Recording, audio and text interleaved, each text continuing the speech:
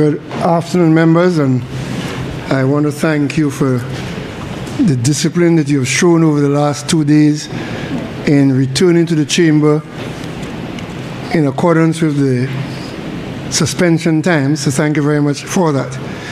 Members, when we broke, the question before the House is that they adopt the report of the Standing Finance Committee on the estimates of revenue and expenditure for the financial year 2026-2027 in the sum of $2,188,765,900 as a charge against the consolidated fund and other funds of the state. A member for ancillary canneries. Yes, T1. Yes.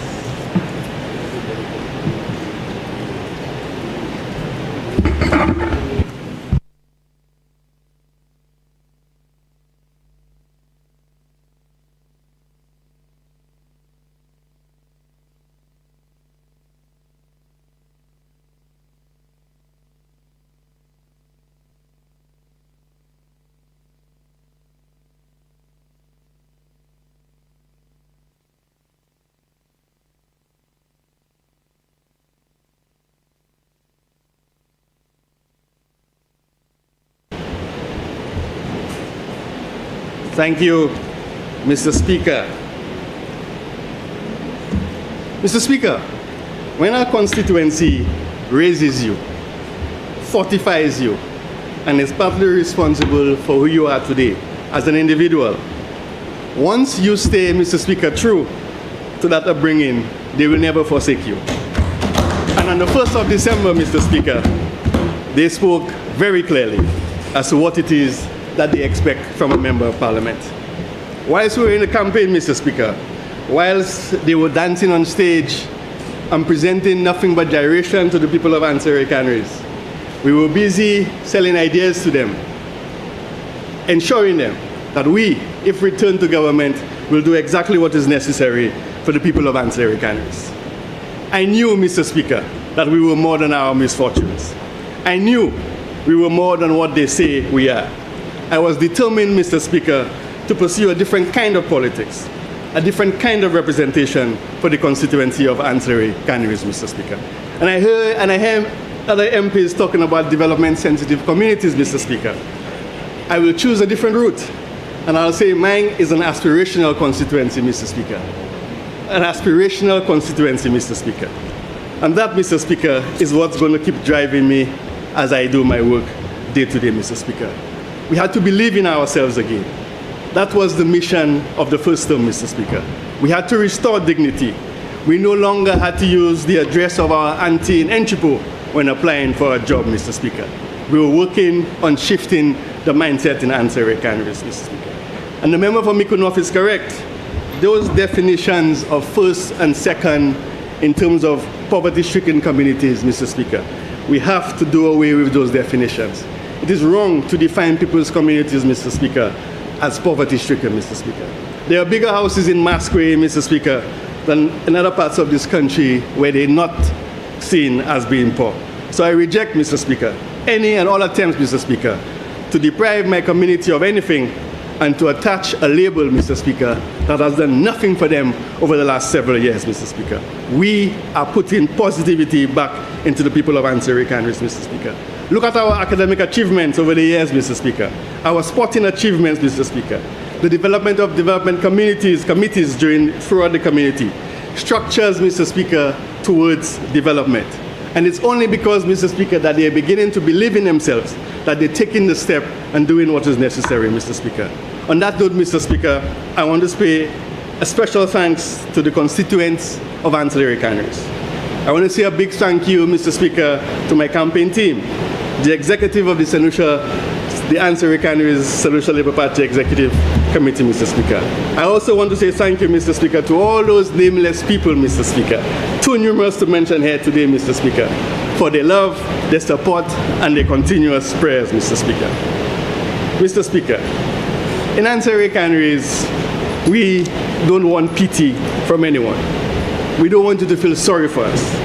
What we needed was access to a Prime Minister and a Minister of Finance who understood, Mr. Speaker, where the constituency wanted to go and what we wanted to believe in, Mr. Speaker. A completely, Mr. Speaker, different generation.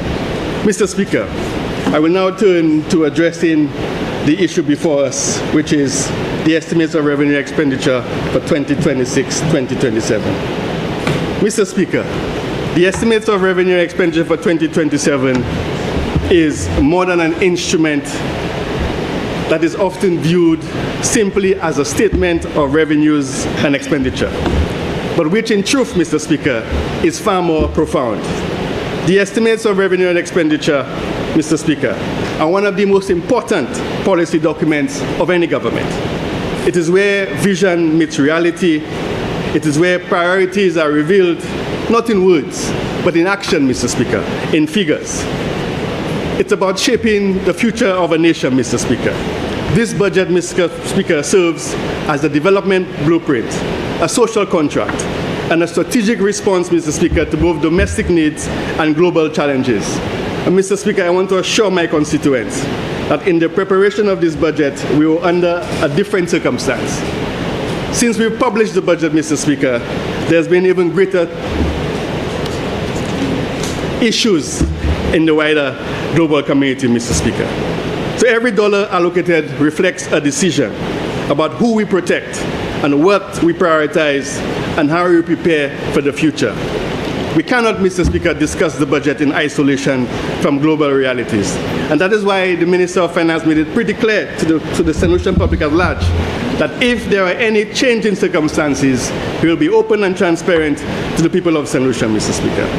The world is facing heightened uncertainty, geopolitical tensions, including those involving Iran and disruptions affecting the Strait of Hormuz.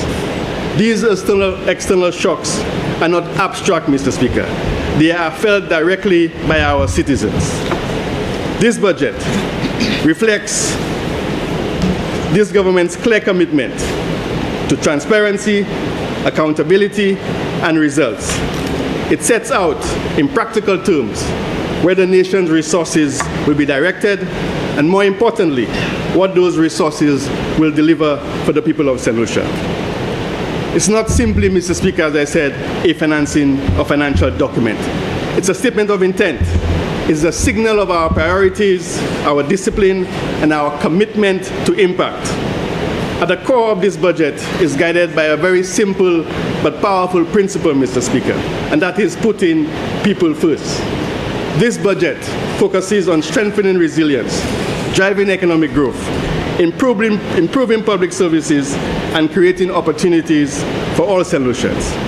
Before I proceed further, Mr. Speaker, I wish to acknowledge the dedicated work of the Budget Director and the team, as well as all ministries, including the Ministry of Economic Development, departments, agencies, and stakeholders who contributed to this process. The preparation of this budget reflects a collective national effort, grounded in professionalism and a shared vision for development.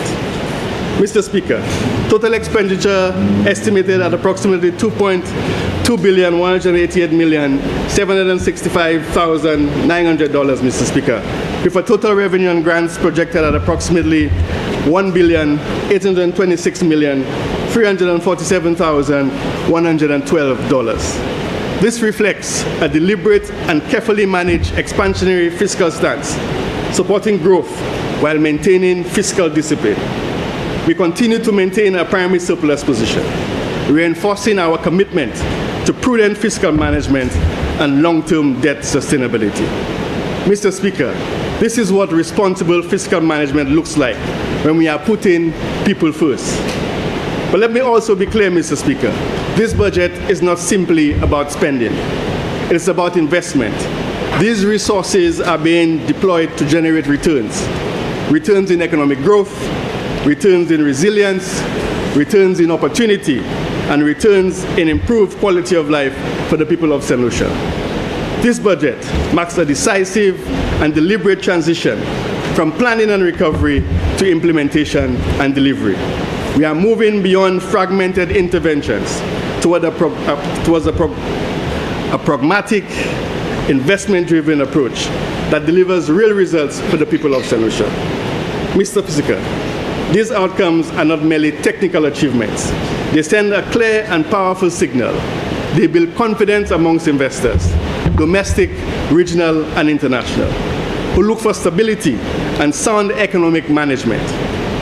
Mr. Speaker, they strengthen trust in our development partners who support our national priorities, and they reinforce credibility with credit rating agencies whose assessments influence our access to financing. This budget demonstrates that St. Lucia is not only investing in its future, but doing so with the discipline, responsibility, and purpose. Mr. Speaker, this budget is anchored in a clear and deliberate strategy. It is built around the core central tenets of protecting our people and building resilience, driving economic growth and creating opportunities, strengthening governance and improving public sector performance. These are not abstract terms, Mr. Speaker. They are reflected first in our manifesto and now in the targeted investments that will deliver tangible results for the people of St. Lucia. This budget also prioritizes growth and economic transformation. Public investment continues to be driven through the National Capital Program, with approximately $298 million allocated for capital expenditure across government. Mr. Speaker, I want to highlight some of those transformative investments that this government is making. And I will start with the Ministry of Economic Development, Mr. Speaker, where we are building resilience and growth at the same time. Mr. Speaker, the Ministry of Economic Development and the Youth Economy has been allocated $94.9 million, reflecting its central role in coordinating national development, driving strategic planning, and managing the country's public sector investment portfolio. These near equal balance between operational expenditure and capital investment reflects a deliberate approach, one that strengthens policy, planning, and coordination, while delivering tangible results on the ground. The ministry continues to lead the implementation of the medium-term development strategy and the development, Mr. Speaker, of St. Lucia's first national development plan, while strengthening data systems, improving public sector performance, and ensuring that both domestic and external resources are aligned to our national priorities. This, Mr. Speaker, is the engine room of government, where planning meets investment and where policy is translated into results for our people. Mr. Speaker, this mandate is being translated into action for a robust portfolio of capital investments that are driving growth, creating jobs, and strengthening resilience across the country. St. Jude's Hospital, Mr. Speaker, reconstruction project, $47.87 million to date, Mr. Speaker. But the completion handover of our 4 buildings to the Ministry of Health was a significant milestone for St. Lucia. Mr. Speaker, we continue to advance the St. Jude Hospital, a critical national investment in healthcare infrastructure and service delivery for the South. The reconstruction of St. Jude's Hospital remains a national priority and a critical investment in equitable healthcare delivery. This government committed in July 2021 to delivering a modern hospital for the people of the South, and we are committed, Mr. Speaker, to doing exactly that. The allocation of $47.87 million has been provided in the fiscal year, financed through a combination of government bonds, a loan from the government of Saudi Arabia, and a loan from the Republic of China and Taiwan. St. Jude's Hospital is a 100-bed, modern, climate-resilient facility, capable of providing both patient and outpatient services. Importantly, it addresses long-standing disparities in access to quality healthcare between the northern and southern regions of St. Lucia. The hospital has been designed with resilience and sustainability at its core. The investment is not just about infrastructure. It's about restoring confidence in public healthcare, improving service delivery, and ensuring that the people of the South have access to the quality care they deserve. Mr. Speaker, I still go back to the teachings of Maslow. The health of the population is linked to the productivity of our labor force. Access and quality go hand in hand. And this government continues to prioritize health of our citizens. Mr. Speaker, the construction of the Hall of Justice is allocated for the supervision, 1.5 million is allocated for the supervision and technical services required for the ongoing construction of the building. This ministry, Mr. Speaker, is prioritizing this project. We are ensuring that work continues and that we could deliver this project on time and on budget. Mr. Speaker, the ministry has dedicated an allocation of $3.8 million for design and supervision to ensure that critical infrastructure are properly executed and deliver long-term value.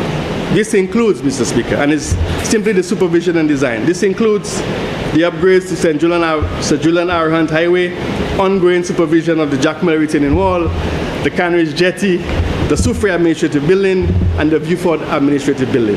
And Mr. Speaker, allocations are also included for the rehabilitation of the John Odlum Stadium and the development, Mr. Speaker, of a community center between Castries North and Castries East.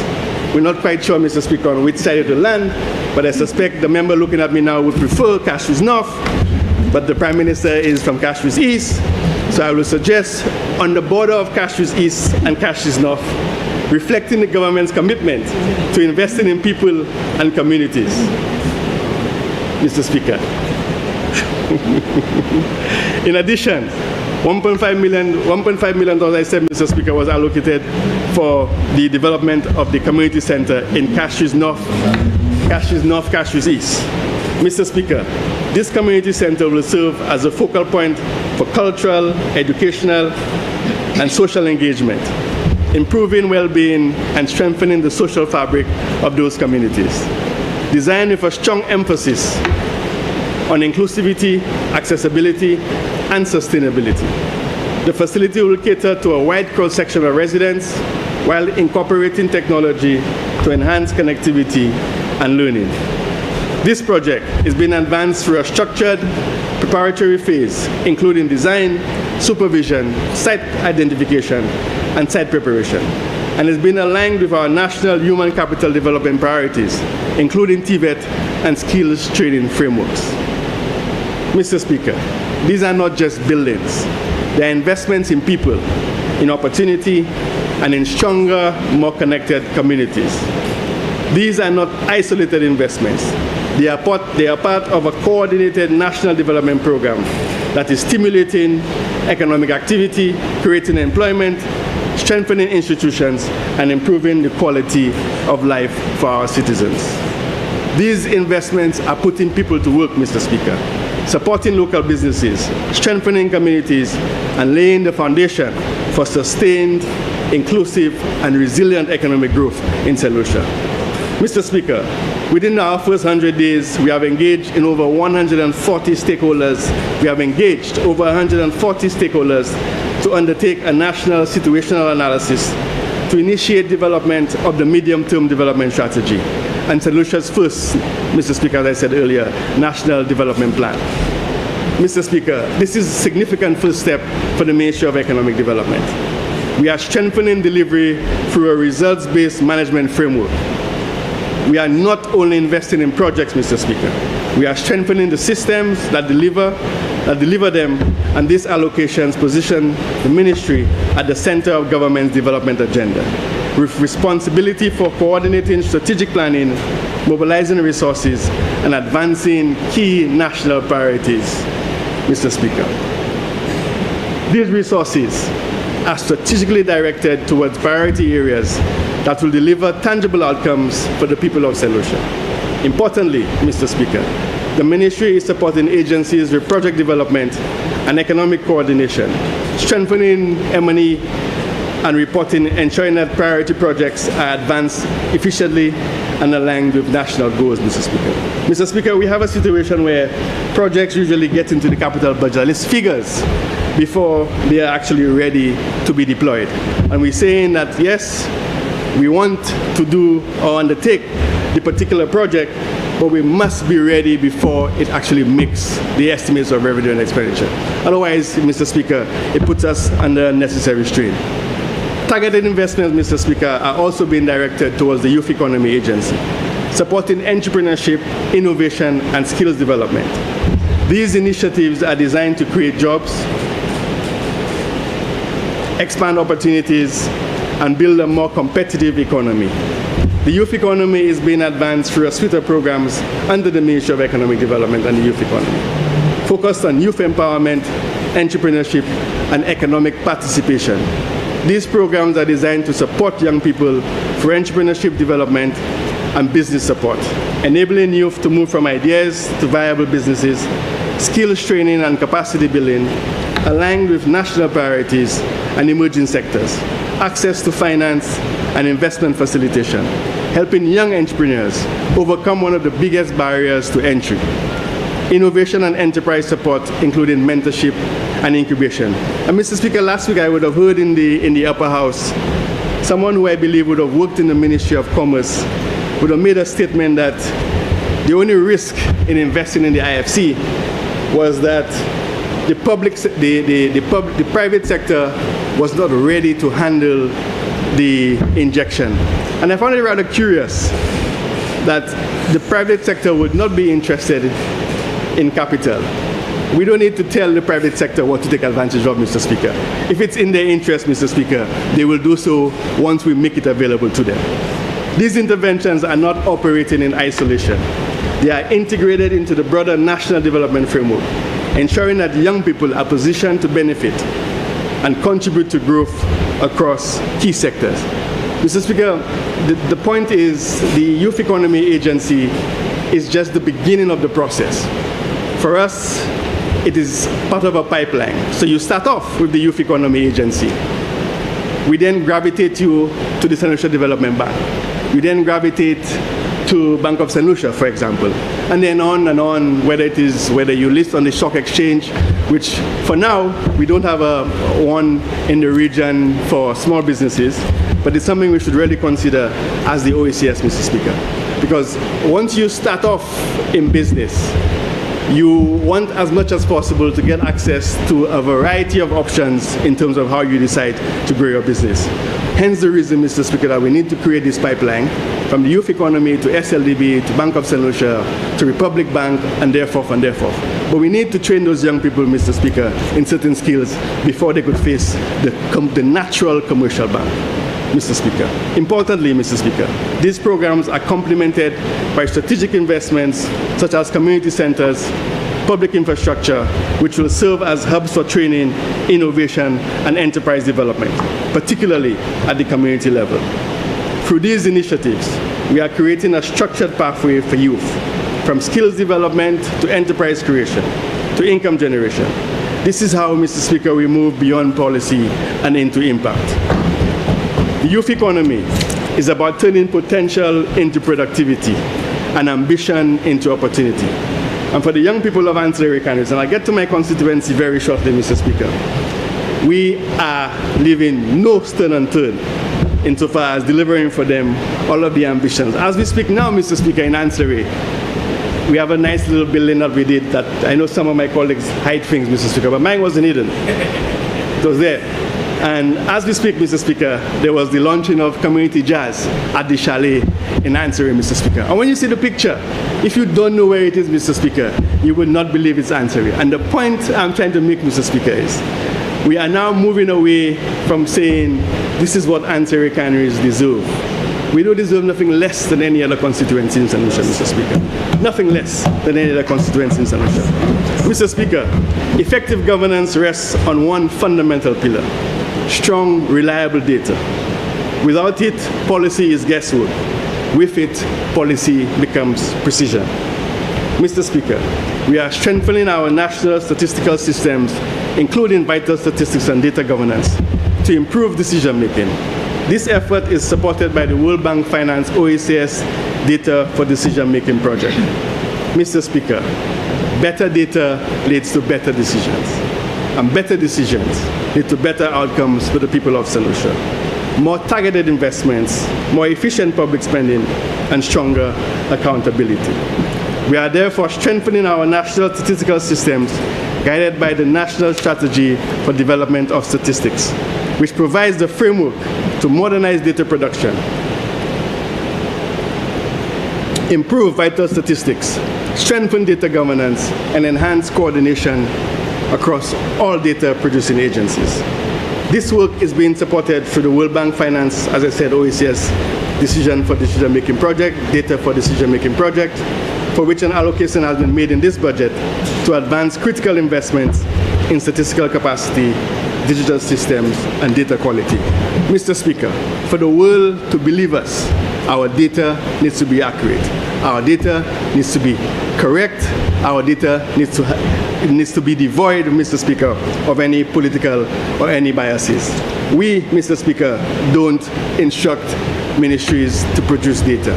But we may not always be the ones in government, Mr. Speaker. So we need to ensure, Mr. Speaker, that we put in those guardrails to ensure the integrity of our statistics, Mr. Speaker. To sustain these gains, we are embarking on an organizational development consultancy to strengthen institutional capacity, modernize systems, and embed a culture of performance, accountability, and results-based management across government. This is not simply about improving statistics. It's about transforming decision-making and ensuring that national development is guided by evidence, aligned with our priorities, and delivers real results for the people of St. Lucia. Mr. Speaker, putting people first begins with securing the fundamentals of life. As articulated, Mr. Speaker, by Malasol, as I said earlier, before individuals can thrive, they must first have access to basics: food, water, security, and stability. This budget is grounded in that principle, because if we fail to secure these fundamentals, then growth, opportunity, and transformation will remain out of the reach of too many people, Mr. Speaker. Mr. Speaker, agriculture and food security remain central to this effort. We are investing over $22 million to strengthen the agricultural sector and build resilience across food systems. $9.49 million for food crop expansion, $2.4 million for tree crop development, $3.9 million for citrus rehabilitation. These are not just agricultural investments. These are investments in food security, rural livelihoods, import substitution, and national resilience. Mr. Speaker, ensuring that our farmers could produce more, earn more, and withstand shocks is our focus. It is about reducing our vulnerability to external supply disruptions, and ultimately, it's about ensuring that every household in St. Lucia has access to affordable, reliable, and nutritious food. Mr. Speaker, securing livelihoods must remain at the center of our national development agenda. And let us be clear, the single greatest threat to the livelihoods of our people is climate change. We are not unfamiliar to shocks, Mr. Speaker. We have lived through the financial crisis, we have lived through hurricanes, we have endured prolonged droughts. We have seen firsthand the devastating impacts on farmers, fishers, small businesses, and households. But what we are now facing is different. These events are becoming more frequent, more intense, and more disruptive to our economy and our way of life. Mr. Speaker, climate change is not an environmental issue for St. Lucia. It is an economic and social reality. It affects food production, water availability, tourism assets, critical infrastructure, ecosystems and natural assets, and ultimately the income and the security of the people who we represent, Mr. Speaker. Mr. Speaker, when crops fail, incomes fall. When water systems are stretched, households and businesses suffer. When infrastructure is damaged, growth is set back. Mr. Speaker, climate change strikes at the very foundation of livelihoods. That is why this government is taking a deliberate, structured, and far-looking approach to building resilience. We are investing in climate adaptation, strengthening our water and food systems, improving disaster preparedness, and expanding our capacity to access and mobilize climate finance. Through the establishment of the Climate Finance Unit, we are ensuring that St. Lucia is not merely reacting to climate impacts, but actively positioning ourselves to secure the resources needed to protect our people and our economy. Mr. Speaker, resilience is not optional. It is essential. It is the foundation upon which we protect livelihoods, sustain growth, and secure the future of this country. I want to highlight a very significant initiative, Mr. Speaker, and that is St. Lucia's first approved single country project with the Green Climate Fund, the Fish Adapt project, Mr. Speaker. And the Minister for Agriculture spoke about it briefly, and she said she would make further comments during the policy debate. But for this final fiscal year, the allocation of $2.3 million has been provided. including $714,200 for capital expenditure, $1.46 million for operating support from the Green Climate Fund, and $141,000 from the Republic of Taiwan and China, Mr. Speaker.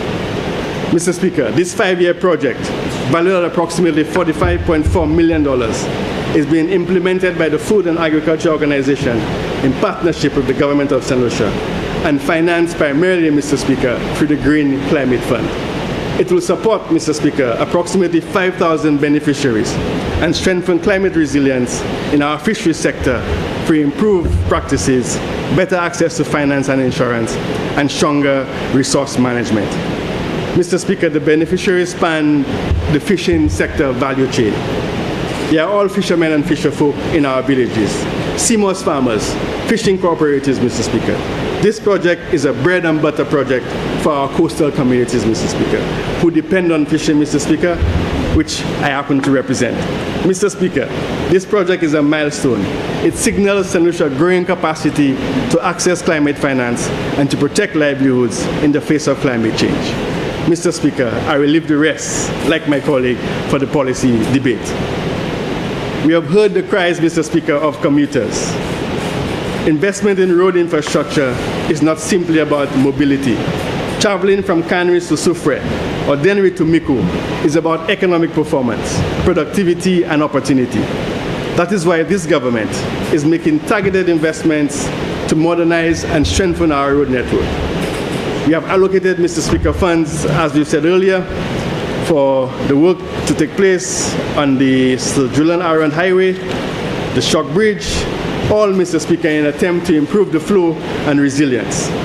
Across the island, we are investing $6 million under the Road Infrastructure Maintenance Program and $14.9 million under the National Roads Rehabilitation Program to upgrade roads in multiple communities.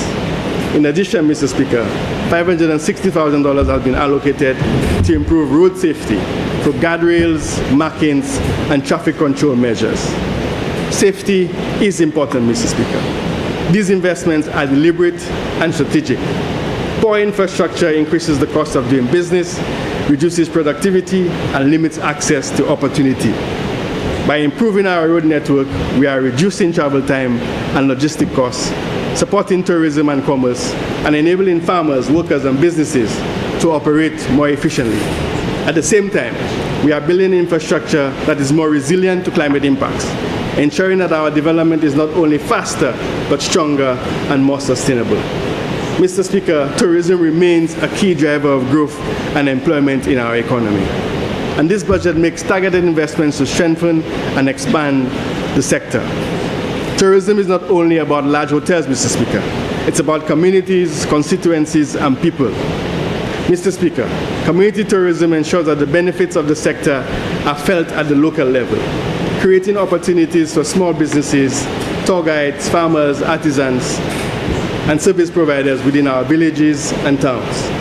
It allows each constituency to showcase its unique culture, heritage, and natural assets, from festivals and cuisine to heritage sites and eco-attractions, turning local identity into economic opportunity. When we invest, Mr. Speaker, in tourism advancement and marketing, we are also investing in constituency-level development.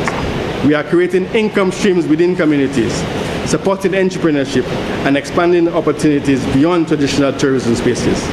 This approach strengthens local economies, reduces inequality, and ensures that tourism is not concentrated but shared. Mr. Speaker, community tourism is how we bring growth home, ensuring that every constituency has a stake in and benefits from St. Lucia's tourism successes. The allocation of $3 million is a direct investment, Mr. Speaker, in our communities. I want to share a few thoughts, Mr. Speaker, on the future of our economy, because what we are strengthening today, we must prepare for tomorrow.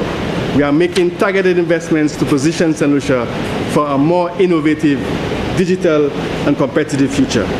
The allocation of $500,000 for the Innovation Hub creates a space to foster entrepreneurship, support startups, and drive the development of new ideas and technologies. We also have a small allocation, Mr. Speaker, for the Cyber Nations program. Mr. Speaker, this is aimed at building national capacity in cybersecurity and digital skills, areas that are increasingly critical in a modern economy. Mr. Speaker, the generational changes we are witnessing are tremendous.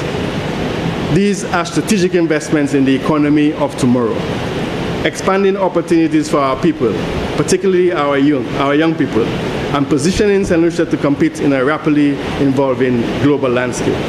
Mr. Speaker, for the people of ancillary canneries, this budget delivers real opportunities.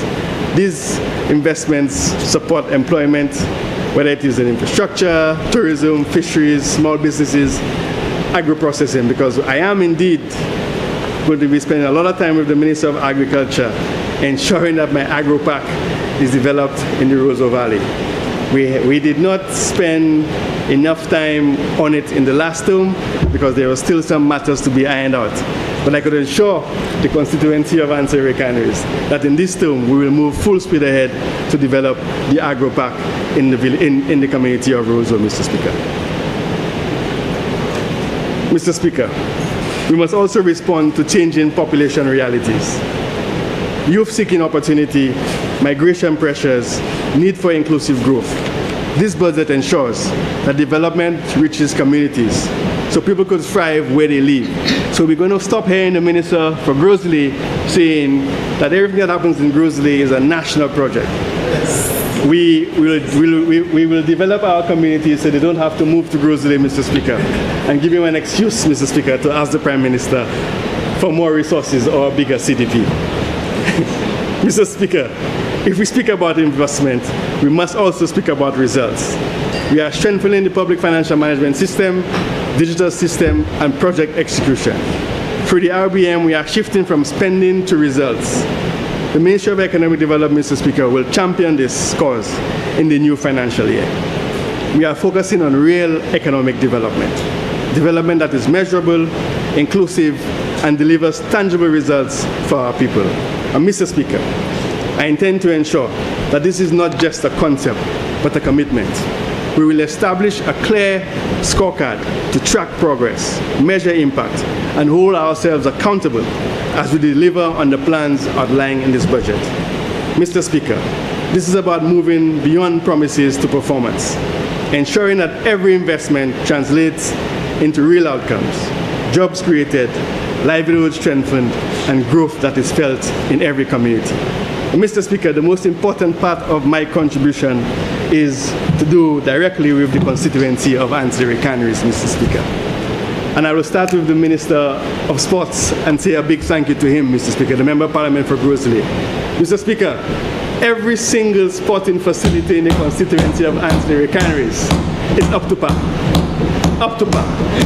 Everyone. At the moment, my words outside of my constituency. At the moment, Mr. Speaker, we are just finalizing the surfacing on the Jackmel playing field. When I grew up as a child, Mr. Speaker, we never dreamt, Mr. Speaker, that one day we would have lights on the Jackmel field, Mr. Speaker. But now, Mr. Speaker, we do have our lights, we do have our court, and very shortly, Mr. Speaker, we will be celebrating that in grand style, Mr. Speaker. Techime, Mr. Speaker, the field in Techime, Mr. Speaker, was also done, Mr. Speaker. It's also been done, Mr. Speaker. The court in Vanna, Mr. Speaker, was also done, Mr. Speaker. The court in Otabon, Mr. Speaker, was also done, Mr. Speaker. The court in Ancillary, Mr. Speaker, was also done, Mr. Speaker. And the court in Canneries, Mr. Speaker, was also done. So a big thank you, Mr. Speaker, to the Member of Parliament for Grosley, the Minister of Sports. He has an appreciation, Mr. Speaker, like you, and like the member for Cashews North, for the constituency of ancillary canneries.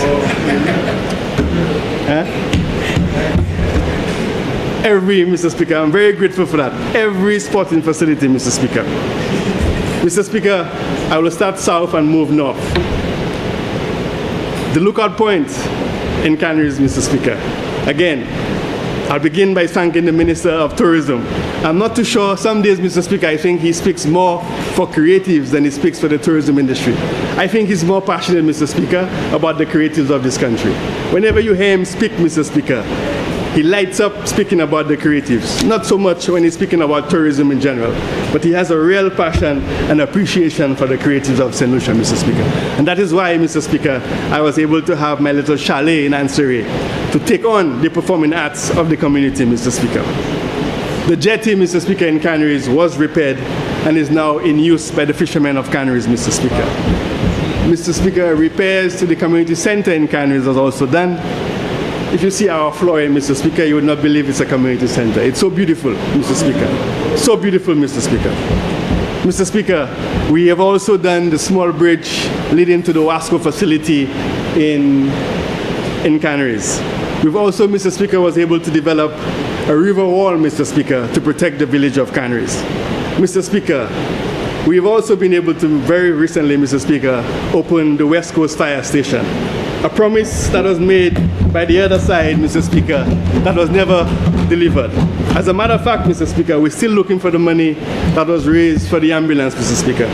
But we don't need it. Perhaps we could give the ambulance to Soufriere, because Anseri Canaries now has its fire engine, its fire appliance, and its ambulance, and its own fire station, Mr. Speaker. Mr. Speaker, we are also, Mr. Speaker, moving very speedily ahead with our underwater sculpture park, Mr. Speaker. And that, Mr. Speaker, will be a dream, Mr. Speaker. Last weekend, we visited the site with the fishermen of Canaries, Mr. Speaker, and I am saying to you that they are very excited to start to work, Mr. Speaker. At the moment, the fabrication is taking place in Cul-de-sac, Mr. Speaker, and we expect in the next few months, Mr. Speaker, to begin to submerge those structures, Mr. Speaker, so we could create the underwater sculpture park in Canaries, Mr. Speaker. And we will have two, Mr. Speaker, one for diving and one for snorkeling, Mr. Speaker. And one may ask, why not somewhere else?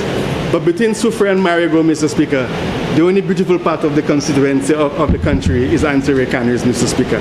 Marigot has too much traffic, and Soufriere has already enough to attract visitors. Although whatever is good for Soufriere is good for Anseri Canaries, Mr. Speaker. Mr. Speaker, we also amended the Agricultural Incentives Act. And the reason for us doing that is, Mr. Speaker, in the first term we focused on dignity, pride, love for community. But in this term, Mr. Speaker, we need to develop a system where we could generate revenues for the constituency of Anseri Canaries. And it is my intention, Mr. Speaker, to create a foundation, so I will have my own central bank. We expect that the moment you enter the waters of Anseri Canaries, rather than paying the SMMA to be in those waters, Mr. Speaker, we will be accepting our funds, Mr. Speaker, because we need it, Mr. Speaker. So we are on our way, Mr. Speaker. We are on our way. So the underwater sculpture park, Mr. Speaker, the intention is not simply to have it as a recreational activity for tourists or locals alike, Mr. Speaker. But the intention, Mr. Speaker, is to see if we could create a fish conservation area around the underwater sculpture park. Simply, Mr. Speaker, because the livelihoods of the fishermen in my constituency are important. And if we don't find a way, Mr. Speaker, to continue to allow for the fish to propagate, we may end up in a situation, Mr. Speaker, that there will be nothing left for us to fish in the future, Mr. Speaker. And given the welfare and the livelihood of the people of Anseri Canaries, Mr. Speaker, is important to me. I have now written to a foundation to see how we could combine the two to link in our NCDs to the underwater sculpture park and the fish conservation area. Because I believe, Mr. Speaker, at the moment, I think we're losing $299 million a year because of NCDs, in a combination of absenteeism, lack of productivity, Mr. Speaker. A study was done by the World Bank, Mr. Speaker. That figure did not come from my mind. They're the ones who came up with the figure, $299 million, Mr. Speaker. We can't continue, Mr. Speaker, in this particular vein, Mr. Speaker. Mr. Speaker, we repaired the road to the cemetery in Canaries. And as we speak, Mr. Speaker, and the Minister of Health is there, I could also say, Mr. Speaker, every single medical facility in my constituency is either upgraded or is in the process of being upgraded. The Vanna one is almost complete, Mr. Speaker. The Jackmel one is about to commence shortly. Canaries is underway, Mr. Speaker. And of course, we have the beautiful wellness center in Anseri. Mr. Speaker, our sports and our health is taken care of. Right now, what I need to take care of, Mr. Speaker, is the economy, Mr. Speaker, our local economy. We need to be able to generate our resources in addition to what we're receiving from central government for the benefit of the people of ancillary canneries. Mr. Speaker, as we leave canneries and we move towards the ancillary, you would see that a few days ago, we've not officially opened the bridge, Mr. Speaker, but if you're driving on south, you would pass on our new bridge, Mr. Speaker. The Minister of Infrastructure has not declared it officially mine, and I'm hoping that very soon, not the former, the new Minister of Infrastructure, the one not looking at me now, I'm hoping very soon he hands over my bridge to the community officially. Although he spent a few times on it, but I want him to officially hand it over to me, Mr. Speaker. Mr. Speaker, we've also installed several mooring buoys in ancillary. At the moment, Mr. Speaker, we're testing the water because there was a situation, Mr. Speaker, where remember for ancillary canneries, you have 15 minutes left. Effluent was entering the water, Mr. Speaker. And you would have heard, Mr. Speaker, before me speak about the bed and breakfast. We have 14 registered bed and breakfasts in ancillary alone.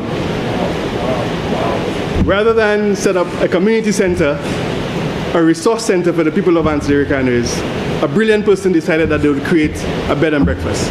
That bed and breakfast, Mr. Speaker, was never connected to a sewer treatment plant. The sewer would have leaked out into the sea. And I said to the Minister of Tourism, we are not opening this facility unless we get a sewer treatment plant for the facility. As of now, Mr. Speaker, it is almost complete. The sewer treatment plant is almost complete. So once that is done, Mr. Speaker, we will move towards opening the facility, the bed and breakfast, and the restaurant. Mr. Speaker, ancillary is proud to boast of the first CTA tourism program, Mr. Speaker, with Pelican Tours. We, Mr. Speaker, in ancillary, the first to benefit from the CTA, Mr. Speaker, with our Pelican Tours. The mangrove project, Mr. Speaker, will start very shortly. But those funds are not coming from central government, at least not all of it. We were able to get some funds from a French agency, Mr. Speaker, to help us develop the mangrove project. So in keeping with all of our first, Mr. Speaker, we are determined to secure the livelihood of our fishermen. The chalet, Mr. Speaker, a venue that I'm very, very, very, very proud of, Mr. Speaker. Never before, Mr. Speaker, has there been a dedicated space in the constituency for the young people of ancillary canneries to hone their craft, Mr. Speaker. So now, Mr. Speaker, there's a place for them to go. No longer do they have to use the road or beg the church to use the place and pay a small fee. They now have a dedicated facility, Mr. Speaker. World class. If you enter it, Mr. Speaker, you will not believe where you are. World class, Mr. Speaker, for them to hone their trade. Something that I'm very proud of, Mr. Speaker. Very shortly, Mr. Speaker, we'll also commence work on the BPO in Otabon. And I'm hoping that the Minister of Investment, when he takes to his feet, will say to us, when can we expect the soil to be turning on our BPO in Otabon, Mr. Speaker? It is something that we're looking forward to, Mr. Speaker. She showed me how. Mr. Speaker, the square, Mr. Speaker, in ancillary, it was earmarked to become a car park under a previous regime, Mr. Speaker. I want to reassure the people of ancillary, their square will never become a car park. We will rehabilitate the square, but we will not knock it down to accommodate any vehicles, Mr. Speaker. That won't be happening under this government, under this member of parliament. Absolutely not, Mr. Speaker. Mr. Speaker, as we move from ancillary and you go, I want to thank the Minister of Infrastructure for his little assistance over the last few weeks in Masqué, Mr. Speaker. Mr. Speaker, they have asked for an intervention for a very long time. They were patient and they were deserving of it, Mr. Speaker. So now, Mr. Speaker, when I go to Masqué on a Sunday, I could literally walk, Mr. Speaker, walk about, Mr. Speaker, meet and greet, Mr. Speaker, all those who are now benefiting from this brand new road.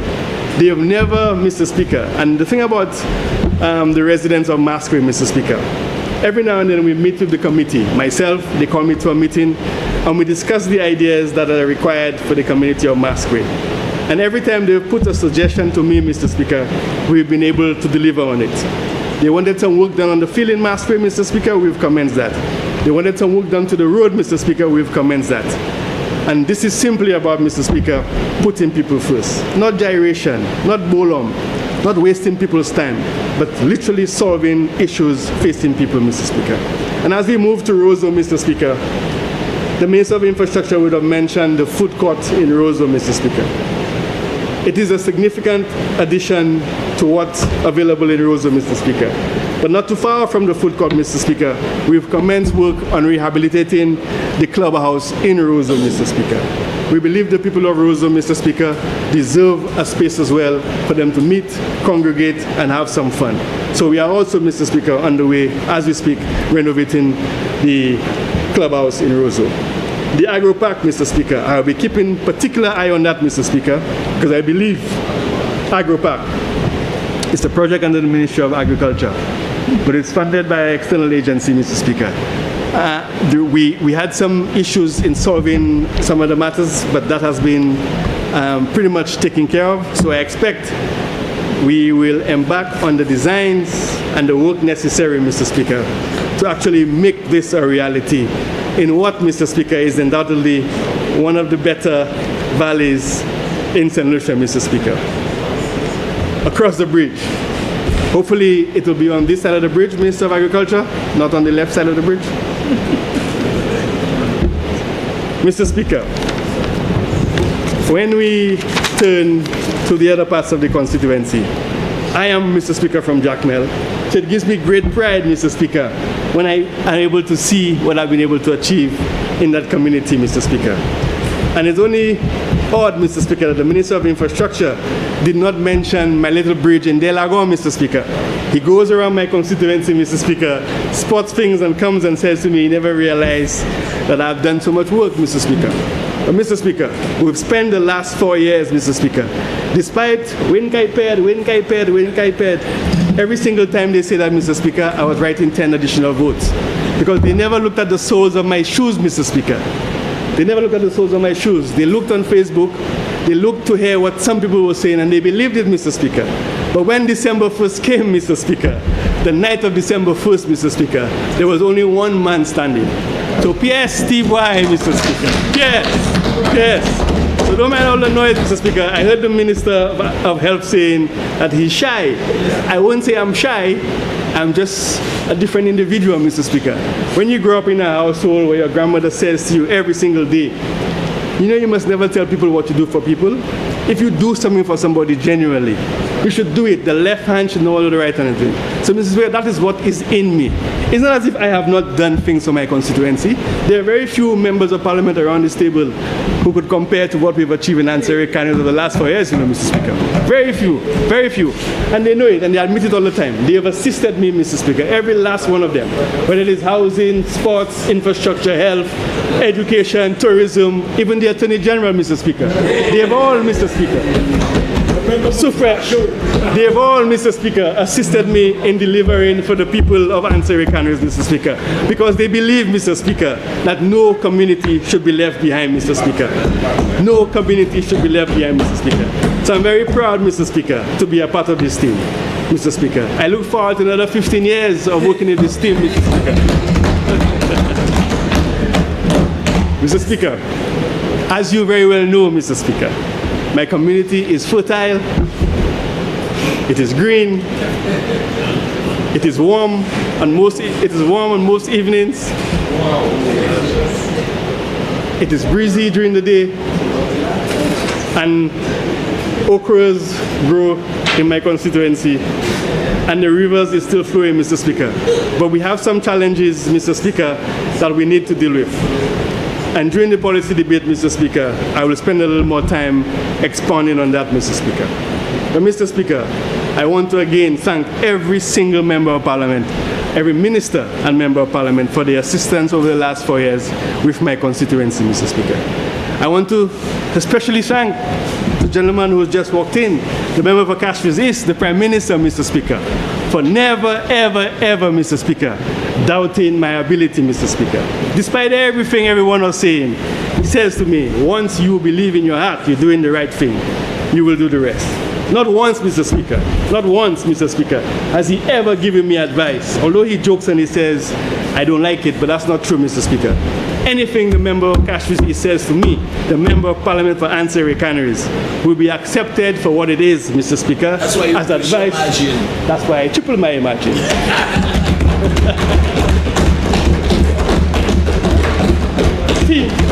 It's a team effort, Mr. Speaker. It's a team effort.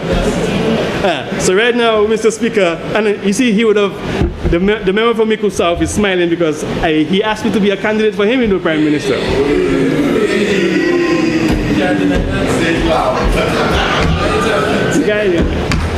But my heart, Mr. Speaker, has always been with the star, Mr. Speaker. I will forever, Mr. Speaker, be with the St. Lucia Labour Party. So, Mr. Speaker, in closing, Mr. Speaker, I will continue, Mr. Speaker, to work every single day and night for the constituency of Ansari Canaries. I'll continue. Sorry? Oh, yeah, I lost already. It was a talk. Ah, yeah, paid. Girard paid.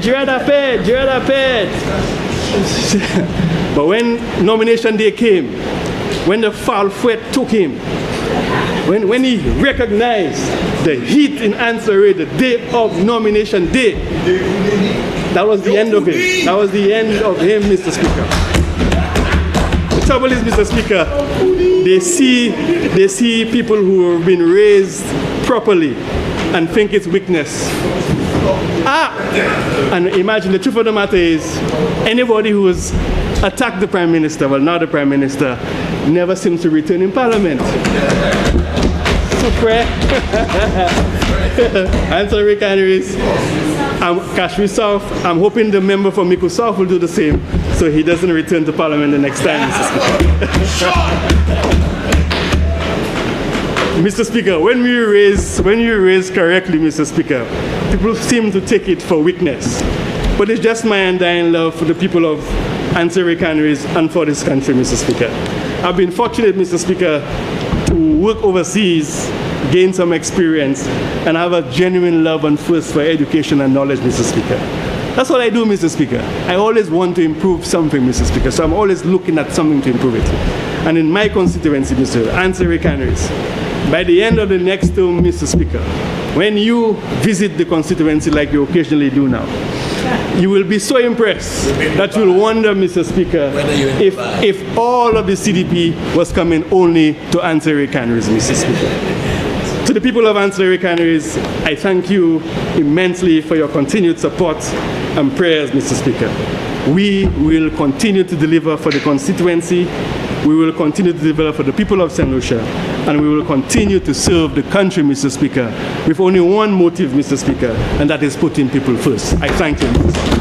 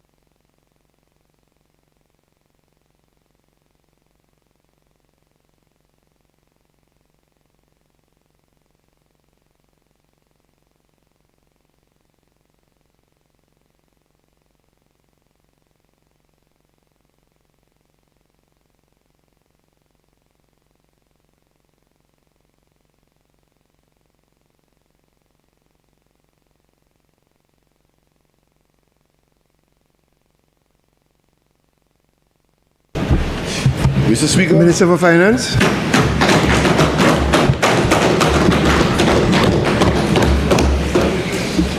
Let me clarify the process and the procedures of the House for the public, Mr. Speaker. Mr. Speaker. Prime Minister, you are rising on a point of resolution. You are closing the debate. Closing the debate. There's nobody else wants to speak. I'll give 5 more minutes, Mr. Speaker. No, I just thought you were rising. Okay. The leader of government business, you want to have the motion for a 5-minute suspension. We don't need to leave the chamber. Yes, but we don't need to leave the chamber. Okay.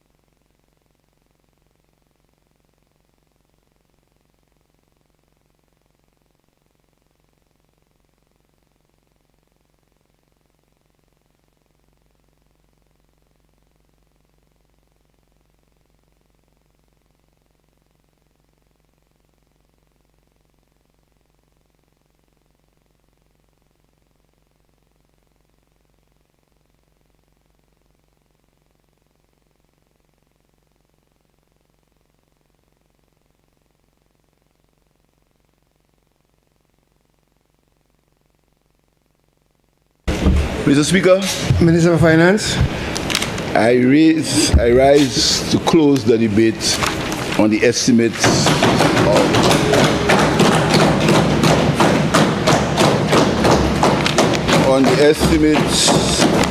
of expenditure and income for the income year 2026 to 2027.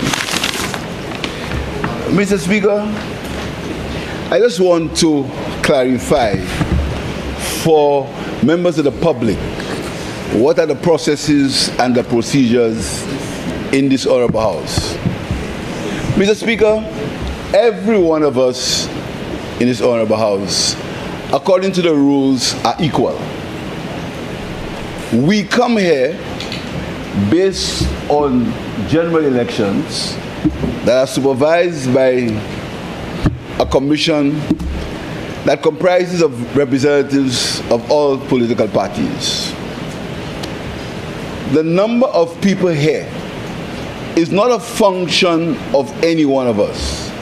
It's a function of what the people of St. Lucia decided on election day. The people of St. Lucia decided that in this election, in the election of 2025, they would have elected 16 members from the United Workers, from the St. Lucia Labour Party, and 1 member from the United Workers Party.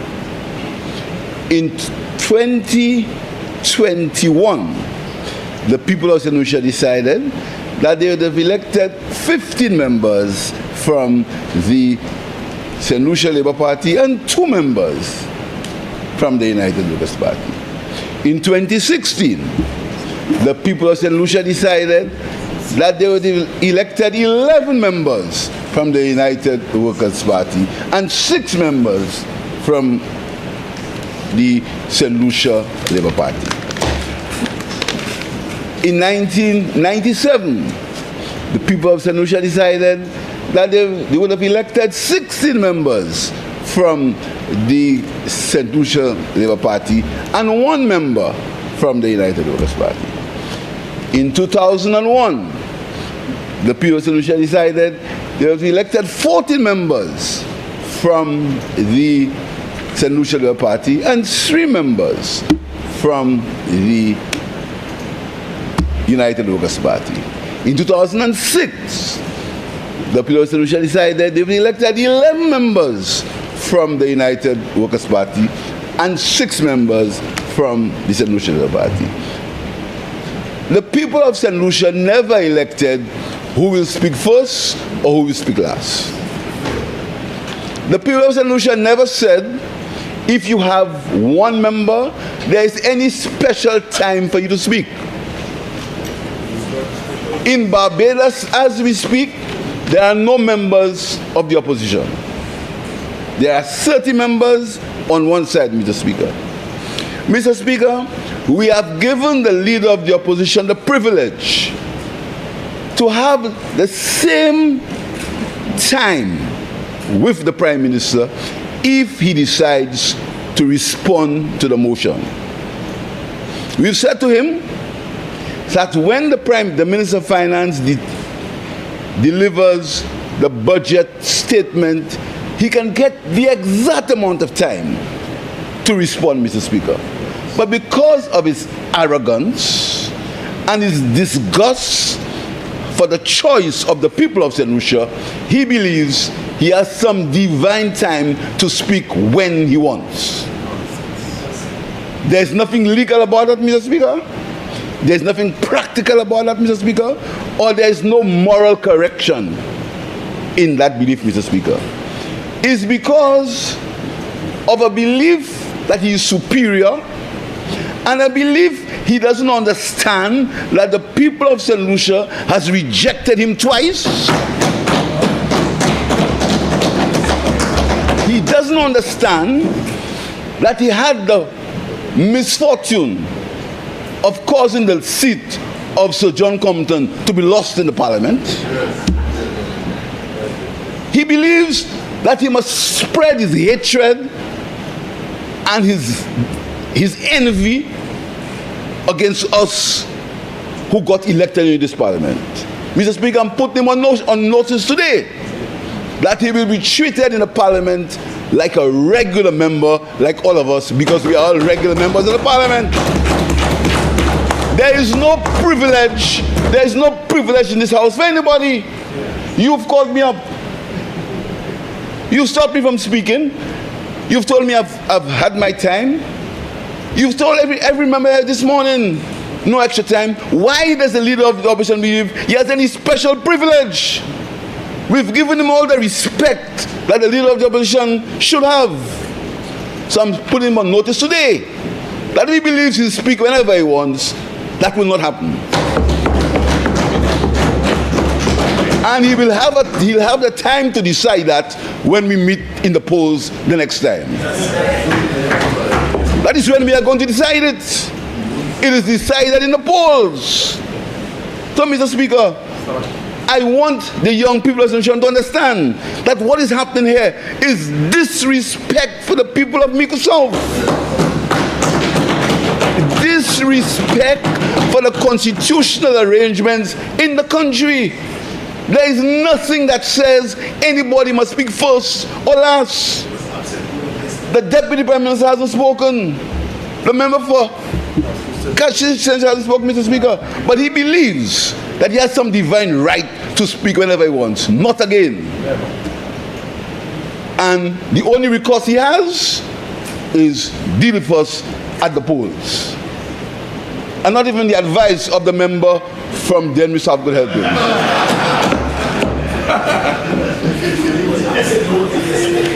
Mr. Speaker, Louis George was in opposition. Even Marius Wilson was in opposition. They sat there. They came to the parliament because they had respect for the people. In Barbados, Son was in opposition on his own. Reverend Affley was in opposition. They sat in the parliament. 30 people spoke and they stayed there because they respected the will of the people of the country. But this United Workers' Party and the surrogates, they refuse to respect the will of the people of St. Lucia, Mr. Speaker. And any time they challenge the will of the people of St. Lucia, the people of St. Lucia respond. So the next challenge is, so right now, you will head on this spin, that spin, on spin, respin, under spin, leg spin, googly, off spin. The point is, the people of St. Lucia on the 1st of December voted 16-1 for an increased majority. And that is the spin that is important. So, Mr. Speaker, I want to thank honorable members for their contribution to these estimates, Mr. Speaker. Particularly the new members of this parliament. Mr. Speaker, I felt a sense of relief. I felt that my country was in good hands. I felt that the future is bright. I felt that the future is refreshing. Because when I stood, or when I sat and I listened, Mr. Speaker, to these new members of parliament, and when I saw the blend of the experience of the member for Beaufort of Cassis North, and the member for Soufrière, and the member from Denry North, and the member from Beaufort North, and the in-between contribution, because he's not first, but here there a long time. I did second run. The member for Grosile, the member for Ansari Canries, the member for Mikonov, and even the member was giving advice. When I listened to them, Mr. Speaker, I felt relieved. Our country is in good hands. Mr. Speaker, what did these estimates offer to you? offered to the people of St. Lucia. Mr. Speaker, these estimates were realistic. We said to the people of St. Lucia that times are challenging, that there are a number of factors that we have no control over. We said to them that if the factors that we have no control over, if the situation changes, we will come back to them because we trust them. We trust the wisdom of the people of St. Lucia, Mr. Speaker. We will always speak to the people of St. Lucia. So we said to them that the financial year ended March 2026 was one of the best financial years ever in the history of this country. And Mr. Speaker, the figures speak for themselves. Because, you know, Mr. Speaker, there are a number of people who just say things. And when you show them the reality of the figures, Mr. Speaker, they pretend that the figures do not exist, Mr. Speaker. Mr. Speaker, the results for 2025-2026 show, Mr. Speaker, that the country's primary balance, which is what happens when the country has paid all its current expenditure and paid its interest, the money you have left, it shows that it is 1.2%, Mr. Speaker, which is one of the highest in recent times. It also says, Mr. Speaker, that the overall balance, which is the net deficit, expenses after all expenses, including capital expenses and capital, Mr. Speaker, was 2%. It shows, Mr. Speaker, that the country's metrics, the economic metrics, are solid. And these metrics are solid because you can see what is happening in the country, Mr. Speaker. Mr. Speaker, I got the unemployment figures this morning.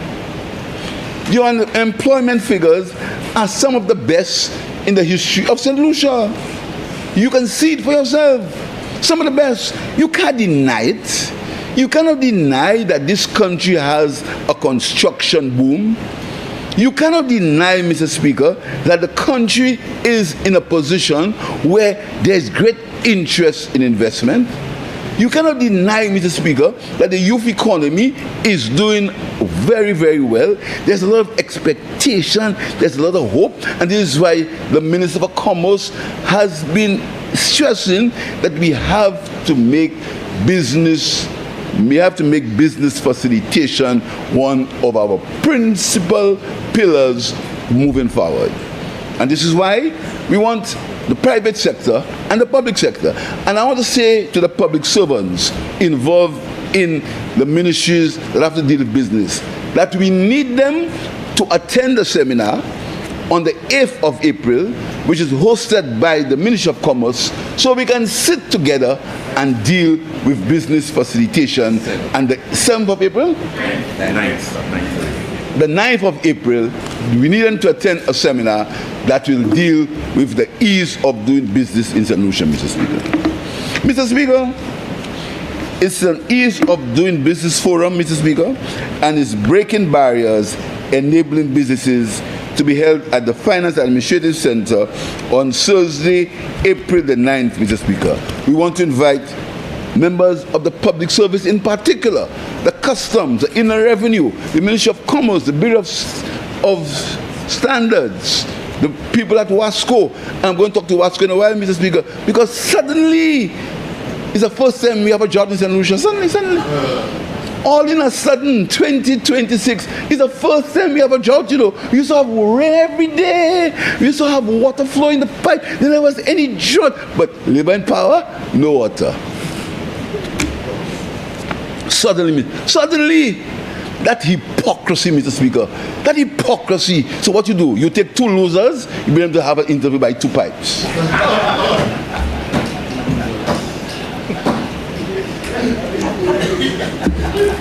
Mr. Speaker, the issue with water, Mr. Speaker, is an issue that has confronted this country for literally decades. In 2006, we were on the verge of changing the corporate structure of WASCO, of the administration of WASCO. It used to be WASA, into WASCO, so we could be able to attract capital into water, so that we could expand water services, Mr. Speaker. You must ask yourself, Mr. Speaker, when did this initiative get derailed, and who was in charge of that derailment? You must ask yourself, Mr. Speaker, when did the desilting of the Roseau Dam start? For how many years did it go forward? Who was in charge of it? What was happening at the beginning, and what happened at the end? How much money was spent, how much money was left, and who was in charge? You must ask yourself, who took hundreds and thousands of taxpayers' money to buy a vehicle? I don't know if it's a dryer or whatever it does. And where is that vehicle parked? Or was it ever used? Who was in charge? But we haven't delved into that, Mr. Speaker. We haven't gone around and cried and said, is you do it, you do that. Because this government, we are taking the necessary steps in a situation where the drought is more intense than it has been. The projections for the drought are more intense. It's not Stephenson King or Ernest Hilaire or Kitson Charles that determines the level of rainfall in this country. The facts are clear. We're going to be experiencing one of the driest years ever. That's a fact. But no, they want to blame the government instead of coming together and working. Because there's something, Mr. Speaker. If the government changes, you think rain will fall? Exactly. Do you think rain will fall? Do you think the forecast of drought will change? Do you think it will happen? Hardship may fall. There may be more hardship in the country. But do you think when the rain falls, it doesn't fall in every man's house, according to Bob Marley? But, Mr. Speaker, we need to have... So what are we doing about as far as WASCO is concerned? We have separated WASCO's operations from WASCO's regulation. We can't have the regulator dealing with the operations. Taking the first step, we've separated it.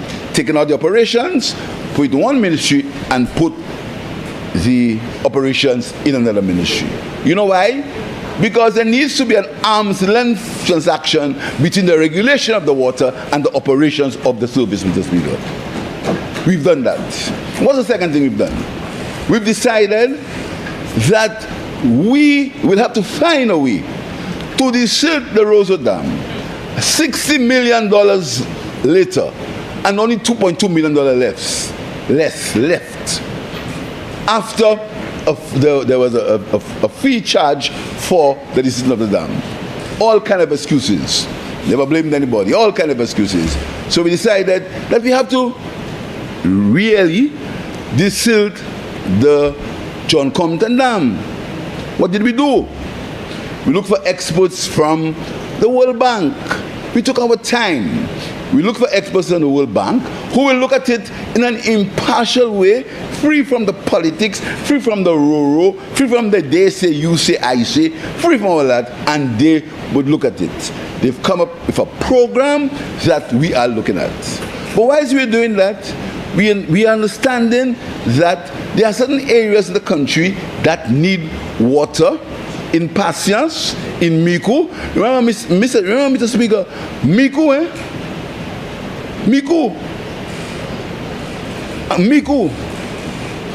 Age-old facilities in Miku, in Patience, that needed to be changed. Nothing. Prime Minister's constituency, nothing. We decided we go to Caribbean Development Fund, Mr. Speaker, to get some money to deal with that. But whilst we are doing that, we are looking at the major pipelines, because the infrastructure is old, the infrastructure is damaged, and the infrastructure needs to be changed. So we've gone to the CDB and they have approved in principle alone so that we can change some of that Asian infrastructure to take it into the Phoebus plant whilst we do some work on the Phoebus plant, Mr. Speaker. All these things are in progress. They are in progress. They are happening, Mr. Speaker. But who would have been able to predict that the weather would have been so dry last year and predictions to be dry this year, Mr. Speaker? But, Mr. Speaker, in the meantime, we're doing a few things. So we hear that there were pipes at Beauchéjou that we did not use. So it's a big political thing. Go and have a conference by the two pipes and say, look, Labour Party didn't use the pipes. The pipes are there, Mr. Speaker. But, Mr. Speaker, what I want to find out is when the road from Volney's gas station, at what used to be, to Grosley started as a construction of a sidewalk. Were there any plans? I want anyone to tell me. Were there any plans that showed where the pipes would have been laid, etc., when that road started? Listen to my English properly. Les chemins étaient commencés.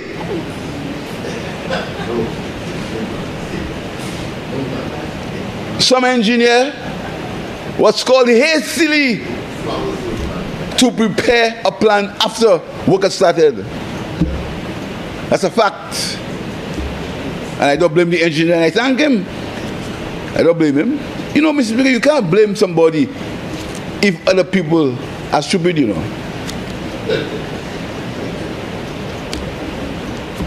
I'm very sure that if somebody fools me and I allow them to fool me, I can't vex them. You fool me. You understand, Mr. Speaker? So I don't blame people because of other people's inaction. So, Mr. Speaker, what we're doing is that we will replace the pipe from Bonte to Grosley. We're going to replace it. The bank has approved the money, Mr. Speaker, and the WASCO board will be expected immediately to begin work on that piece of pipe. Let me say it again, Mr. Speaker. Let me say it again. Because we have allowed, this government has allowed boards to deal with a lot of latitude. We haven't interfered with them like the last government. We haven't said, you do this, you do that. We've allowed them to do the policy. But I'm saying to the WASCO board, you are expected to immediately, now, begin work on the pipeline from Bonte to Grosley. That is important, and we expect work to start immediately, if not sooner. Mr. Speaker, water is too important. And what they believe they have it as far as water is concerned. They believe we have them. They have nothing. What they will find is by the time we, and let me say something, Mr. Speaker, one of them make a big fuss, Timbuktu. Let me say it again. For those who didn't hear, I will do anything for the people of St. Lucia, and even though it means going to Timbuktu, I will go there to get water for the people of St. Lucia. Because we are going to solve the water problem. That's our job. We've solved major problems before in this country. We are the problem solvers. This government, we are the problem solvers. We're not the complainers and the people who spread gloom and doom and destabilize, Mr. Speaker. We are the problem solvers. So I want to say to the people of St. Lucia, we are going to be solving the water issues that they have on several fronts. But in the meantime, they must consider their rainwater harvesting in the meantime. But we're going to solve the problem. We're not going to run away. We're not going to blame anybody. We're not going to hide. We're going to face it frontally. And the new minister will face it frontally with the help of his cabinet to solve this problem. Mr. Speaker, I stated in my estimates that we deposited $55 million directly into the Treasury. Mr. Speaker, it's a very funny thing, you know. All year round, where is the report for the CIP? Where is the report for the CIP? Quietly, we know, the minister knew that work was happening on. But Mr. Speaker, before I say, Mr. Speaker, why would the United Workers' Party want St. Lucia to fail? Explain that to me. Explain to me, Mr. Speaker. Why? King of the Ashes. A program that transformed Dominica. After the hurricane, my friend who was the Prime Minister of Dominica, a gentleman I have great respect and admiration for, he has transformed Dominica, Mr. Speaker. If you go to Dominica now, you will never believe that was Dominica. He gave 5,000 houses to the people of Dominica, Mr. Speaker. Right now, he's building an airport for the people of Dominica. He did a polyclinic, a Marigot polyclinic hospital in Marigot for the people of Dominica, Mr. Speaker. He's fixed roads. He's done bridges. He's transformed Dominica through the CIP program, Mr. Speaker. But it's not good for us in St. Lucia. In St. Kitts, Mr. Speaker, St. Kitts just now, only a month ago, they had a complete desalination plant built with help from the Taiwanese and from the CIP in St. Kitts. They've transformed St. Kitts Frigate Bay, transformed St. Kitts CIP program, Grenada, 3 new hotels, Mr. Speaker. Good for that. But in St. Lucia, the United Workers' Party, they want to destroy the CIP program because they do not want us to get the benefits from the CIP program. You know why? Because they believe if the CIP program succeeds in St. Lucia, we will continue to win elections. But CIP or not,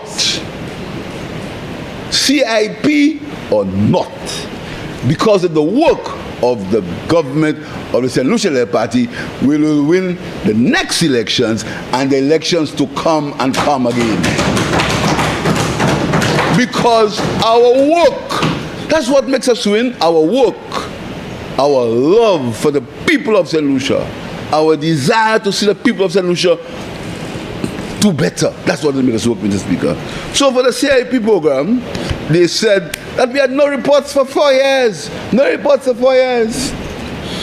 We tabled the 2023-2024 report, and we told them, Mr. Speaker, that there had been a shortage of qualified auditors in the country. There's a shortage because the accounting standards are so high. The accounting standards are so diverse. The accounting standards are so intricate that auditors are very careful when they give opinions on financial statements. We told them it was coming, Mr. Speaker. So the estimates, I showed it. You fashe. I showed it. So they're attacking me for showing it. They said it wasn't there, you know. When I show it, they attack me for showing it. I'll show it again and tell them it is ready, and the next sitting or subsequent sitting, it is going to be tabled in the Honorable House of Parliament. But Mr. Speaker, we know there are challenges in the CIP program. And the challenges are deeper than I want to say now. I'll save the challenges. I'll save it for later. What may be looking on the surface is not really the reason why, Mr. Speaker. It's a deeper, more ideological and more philosophical position as far as the CIP program is concerned. But I'll hold my peace, Mr. Speaker, and continue to work and let the minister continue to ensure that we have the most stringent due diligence processes, we have the most scrutiny, we have the greatest accountability for the CIP program. But we can only do X and not X. And if somebody else wants to do Y, we cannot influence Y. Countries have a right to have their own policies, and nothing you do can stop them from having their own policies. But as far as we are concerned, we are going to strengthen the program. And everybody who comes to the speaker comes to us, says to us, your processes are correct. They complain that our citizenship takes too long, Mr. Speaker. We're going to continue. We're going to continue. We will do nothing to bring our program to disrepute. The minister has been told that he has to ensure every possible guardrail is put in place. Every possible guardrail is put in place, and he has assured me that it's happening, so our CIP program can be pristine and can be pure, Mr. Speaker. So, Mr. Speaker, this estimates of expenditure, as I said, is a mix of people policies and a mix of capital policies, Mr. Speaker. And the members very eloquently described to you, said to you, gave you the mix of these policies, Mr. Speaker. And we will continue. In the policy debate, we will confirm and we will put flesh to some of the money that we are going to spend in some of the key sectors. I want to talk about agriculture, Mr. Speaker. Mr. Speaker, you may remember there was a time, a long time ago, when, Mr. Speaker, you haven't paid your bill. The air condition is very warm, Mr. Speaker. No, it's air condition. You have not paid your bill, you change the air condition. Change your estimates? Mr. Speaker, talking about that, Mr. Speaker, I will tell you in the policy statement, do you know that we have money in the estimates to have a complete survey of that entire building, so we can look to build a renovated Parliament building for you? And Mr. Speaker, as you told me about estimates, Mr. Speaker, I want you to imagine something. Imagine. Close your eye and imagine. You see what's happening there, Mr. Speaker? The House of Justice. You see this building go up there, Mr. Speaker? 7 stories or 5? 5 stories, Mr. Speaker, just across the street with the entrance on the boulevard. Think about this. I want you to think about the vision of Castries, Mr. Speaker. That's why this was so vexed. Come across the street, Mr. Speaker, you have a newly renovated Parliament building in this old Victorian style with modern facilities, with more space, with offices in that block, Mr. Speaker. Think about it. Then, Lord on the road by the Beetle Park, we take down that the Prince building, Mr. Speaker, and it flows into GPH. Flows into GPH right there. So you look at, you see the GPH, all the stores and the shopping, and as you go further up, you walk and you go into the walkway with all the shops and and then you come across the road and you put Sir George Charles next to Sir John Compton, both of them rest in peace. And Mr. Speaker, and you clear the front by the cathedral. The minister has promised my church that he will fix the cathedral for them, and I know he does. He'll never not keep his promise to the church. He'll fix the cathedral for them, Mr. Speaker, and we have a nice park flowing from here, going right in green with benches, with lighting, Mr. Speaker, and it flows into the Derek Walker Square where they promised to flog me. But they go flog me there, you know. They see me opening it. They promised to flog me. You really believe that, Mr. Speaker? I mean, nobody has anything about now.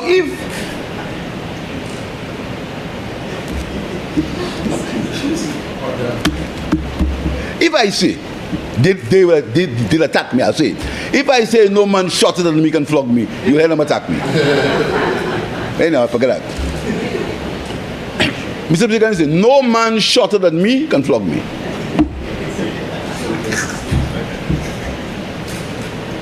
And especially when I beat you twice.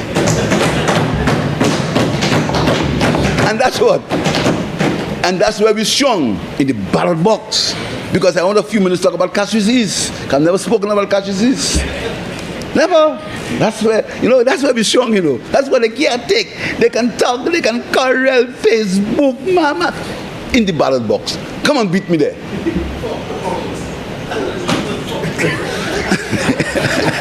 Come and beat me. Come and beat me in the ballot box. Attack me, attack my daughter, attack my life, attack what you want. Come and beat me in the ballot box. See, lame for.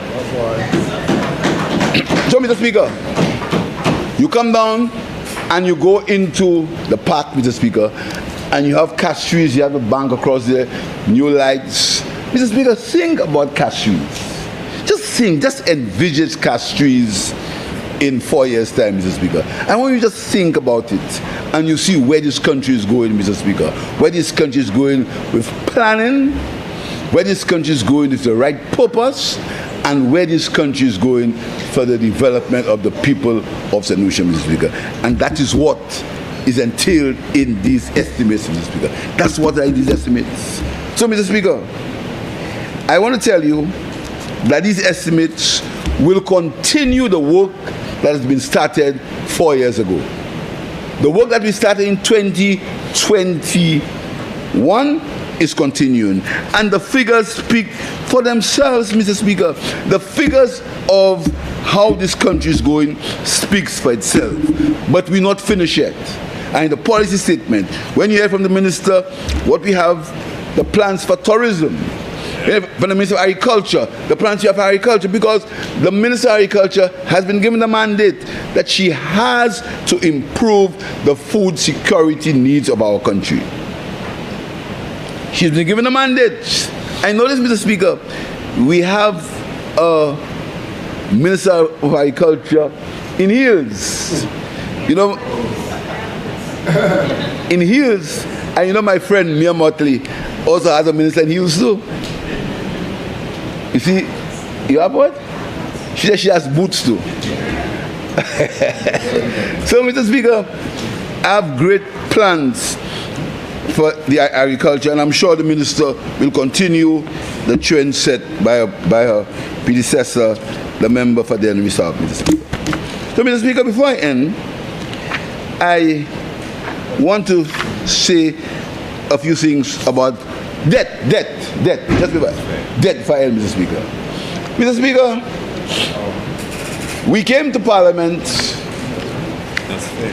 2 weeks ago, and there was a whole hue and cry about, we're coming to borrow $600 million, $10 million, Mr. Speaker.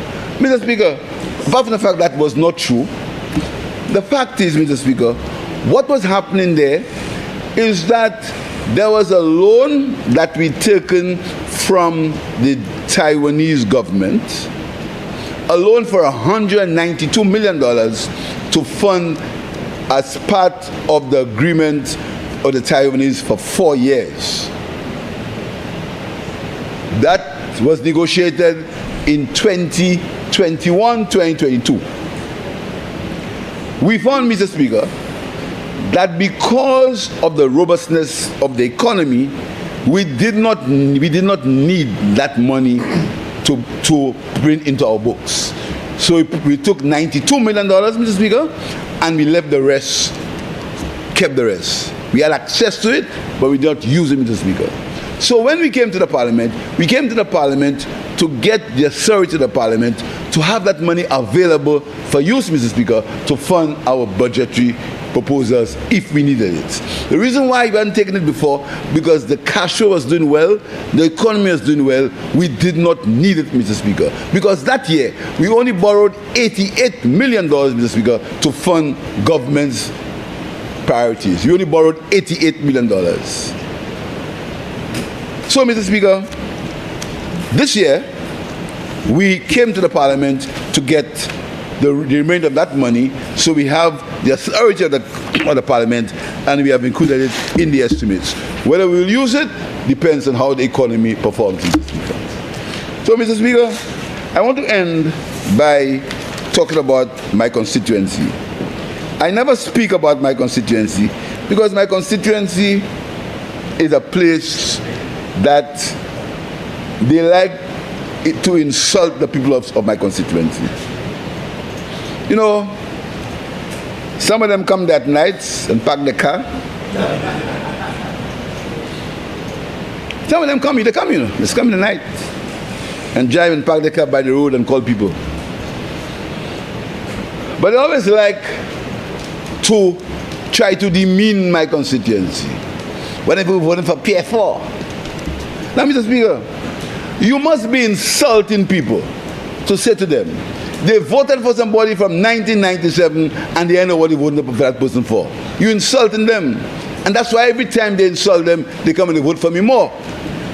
The last one that insulted them, he got 4 votes in a ballot box. 4. 1, 2, 3, 4.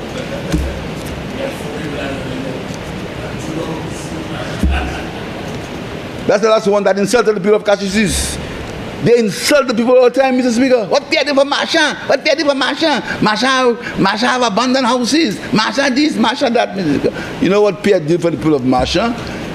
Pierre gives the people of Marchand love. Pierre gives them representation. Pierre gives them trust. And Pierre improves the quality of life, not only for themselves, but for them and their children, Mr. Speaker. That's what he does to Marchand. And that is why, I don't tell them, but that's why we feed the schools. We run an after-school program, not from CDP, you know. Every month, every day, we have an after-school program for the children of Marchand. You never see me on TV talking about that. Never. Prime Minister, just to allay the fears of everybody, the bang came from the Halls of Justice. The who?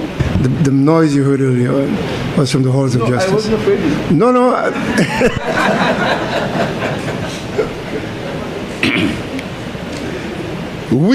Mr. Speaker, we have an after-school program. And not an after-school program for UWB, for labor, you know. Everybody comes there, Mr. Speaker, an after-school program. Mr. Speaker, we give breakfast, Mr. Speaker, the schools, and I'm not even talking about that. And he and I have a date of destiny. We have to get the HRDC for the people of Cassis East and Cassis North, Mr. Speaker. Mr. Speaker, if you go to my constituency now, Mr. Speaker, the people who don't talk about scholarships, it reminds me, Mr. Speaker, Mr. Speaker, there are doctors in this country, big doctors, real big guns. Huh? They what? Where they live in the business? They came from my constituency. They went to school. Forget that.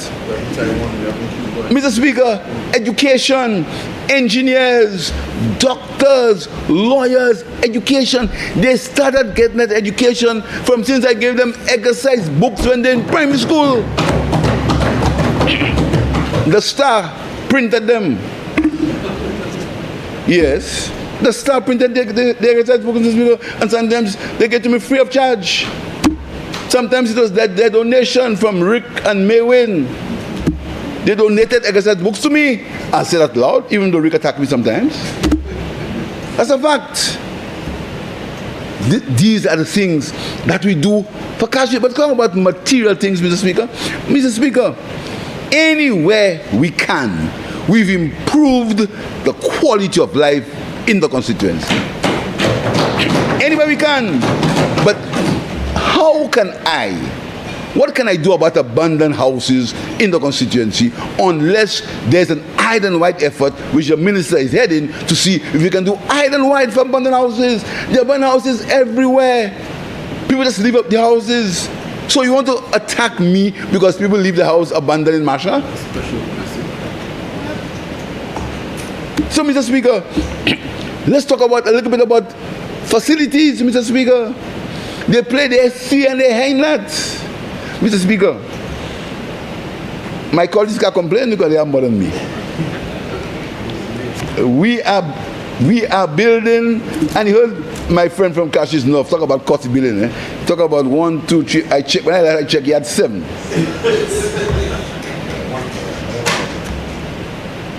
We are building, Mr. Speaker, a court for tennis, for basketball, with adequate parking, for community center downstairs, for the people of Bagatelle. We have just completed the road, and that road caused a lot of us to drink champagne, you know. We have just completed the Bagatelle road, Mr. Speaker, for the people of Bagatelle. So if you go, yes. So if you go now, you will see a brand new road in Bagatelle, sidewalks, Mr. Speaker, and if you go further up, you'll see they're driving into the sports arena. It's a sport complex, Mr. Speaker, and you know what they do? They're going to hold a big public meeting, man. Pierre, building a cut in Bagatelle, and people have to have bulletproof vests to go there. Ki mun give you this? 4 votes. In one of the boxes that they say that, you know how many votes they get? 17. And Mr. Speaker, and you see that really get me vexed, Mr. Speaker. They will get less votes, you know. But you know, I feel sorry for guys. And even though they attacked me, Mr. Speaker, you should have heard the things this guy said, you know. One day, that one rich. Mr. Speaker, the things these guys say on platform, Mr. Speaker, the things these guys said in that campaign, they should be ashamed of themselves, Mr. Speaker. Huh? Up to now, they're still on Facebook. Up to now, they're still on. Up to now, Mr. Speaker, the things, and they haven't understood that the people of St. Lucia have rejected that. So, Mr. Speaker, then if you leave Bagatelle and you go around to the constituency, to the part of the constituency called Bocage, Mr. Speaker, a special place in my heart, Mr. Speaker, that's where they get the 4 votes. Special place in my heart. Mr. Speaker, you know, I will never forget how a man go for election and get 4 votes in a box. I mean, you know what happened? You know, he say he's taking a rest, he coming back.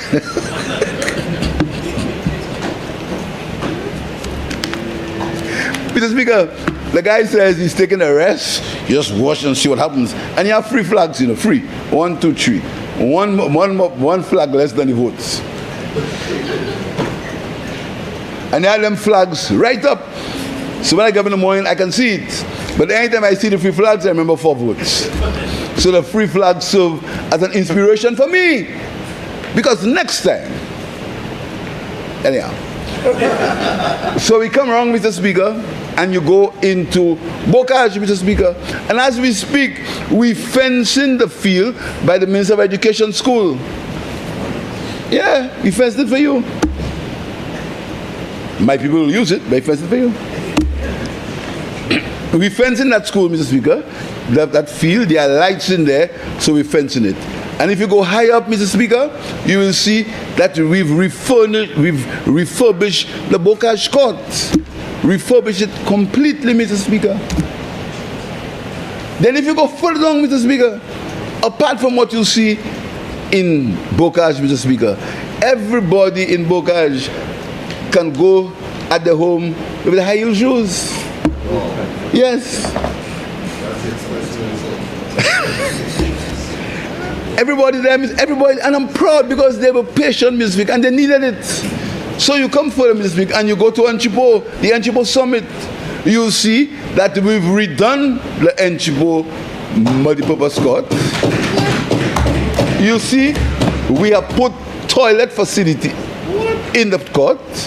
We've refenced it, Mr. Speaker, and I want to tell the comrades up there, we are opening it yet, you know, because, you know, they get vexed with me because I don't open things.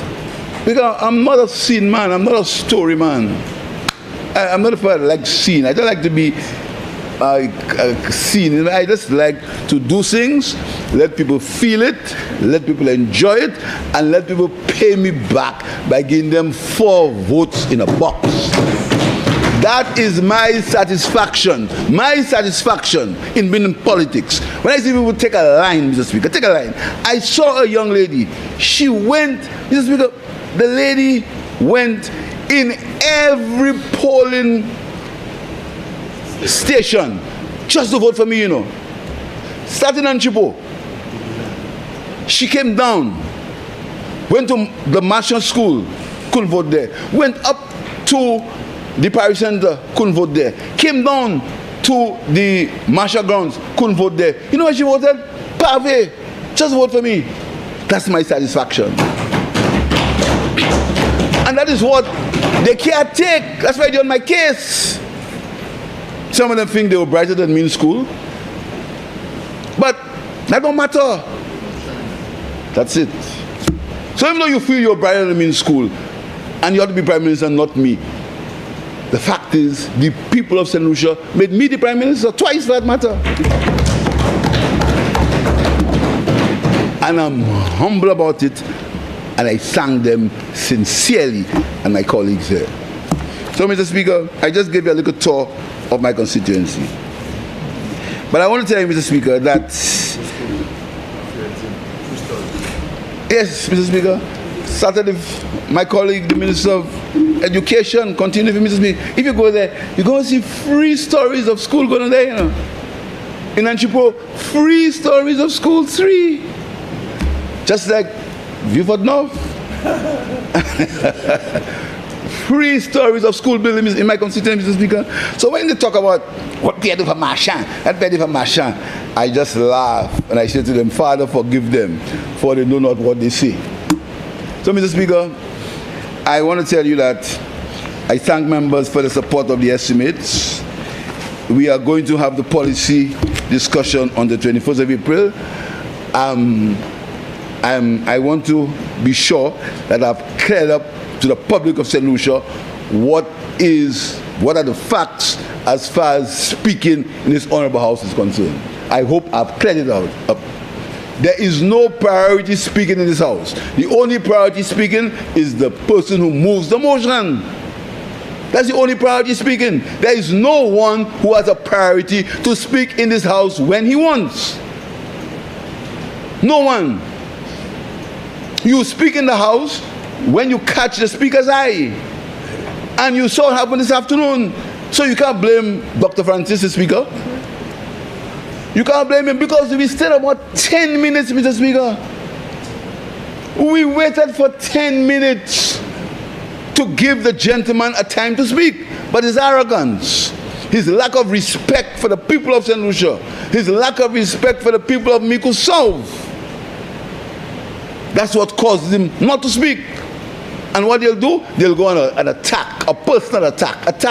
That's all they do. But the more they give personal attacks, the more they promise to flog me, is the more they will get 4 votes in a box. And that's what, these are the results that, yes, I cannot help speaking about the member for Cash's office and the member for Ancillary, Mr. Speaker. Don't ask about no? You know, Mr. Speaker, when they were checking their votes, they tick off. Cash's office, nobody can beat him, nobody can beat. Next stick, Answer Canries. Nobody can beat. Next stick, Babon, oh boy, we have a heavyweight. Next stick, Chaucel. Nobody can beat. They even say here, do this, you know. Mr. Speaker, I'm so pleased, Mr. Speaker. It gives me so much gratification to the people of these constituencies, Southeast, Ancillary, Mr. Speaker, to see how good sense prevailed in the ballot box. And that is what they cannot take. They can't take that. We took it. When we got our blows in the ballot box, we took it. We stayed there and they insulted us. 6 of us were there. They didn't give us 1 cent, according to Minister for Denby North, not 1 bag of cement. they gave us. We sat there patiently and we took it. We did our work, 6 of us, 1, 2, 3. With Dr. Anthony and the member for Viewfort North and Library. We sat there. We never run. We took it. They kept us here till 1 o'clock in the morning sometimes. We stayed. We sat there. They abused us. They called us all kind of names. They sat back on the chairs. Look at them fools. All kind of things, Mr. Speaker. They stopped us from speaking. The speaker tried to do his job. One day the poor speaker collapsed. Mr. Speaker, we took it because that's the will of the people. We respected the will of the people. We took it. We were in opposition. We sat there and we took it. We didn't say, I must speak now. When it comes to speaking, Mr. Speaker, they made sure that they put their big gun to speak when they thought he would make an impact. And he said the worst things in the world about us. The worst things in the world. We never run away. We sat there and we took it, Mr. Speaker. We never disrespected anybody. We never disrespected the Speaker. But right now, because the people of St. Lucia have decided that they only want to put one of you all in the house, you all want to determine when you all will speak, we've given you a whole day and a whole afternoon. And yesterday. You had no respect to come and sit in the house yesterday, not even for a second. Who do you think you are? Today you come in the afternoon and want to speak when you want. We give it a chance. We spend 10 minutes to give you the time to speak, but because of your arrogance and your disrespect for the people of St. Lucia, and the fact that you have some people who will go out on Facebook and talk nonsense and attack people and attack me and say the most heroic things about me, you believe you have strength. Your only strength was measured on the 1st of December. That's when you measured your strength. We measured your strength on the 1st of December. That's how we measure strength in this country. We measure it when everybody take a line and put the X next to a piece of paper. So, Mr. Speaker, I thank you. I thank honorable members. I thank your staff, Mr. Speaker. And I present these estimates for approval by His Honorable House. Thank you, Mr. Speaker.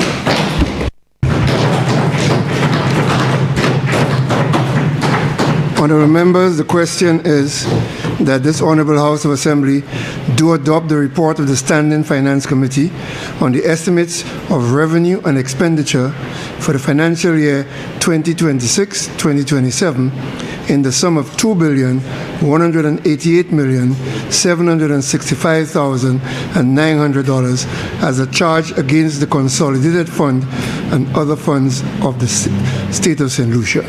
I now put the question. As many as of their opinion say aye. Aye. As many as of a contrary opinion say no. I think the ayes have it. The ayes have it.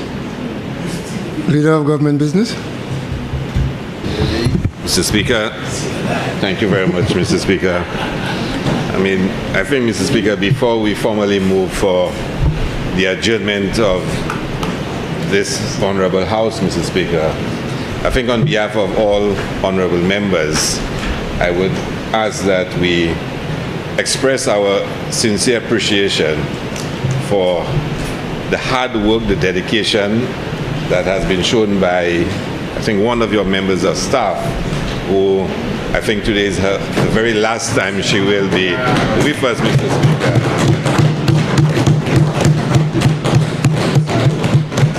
I think all members will agree that she has shown us a lot of love.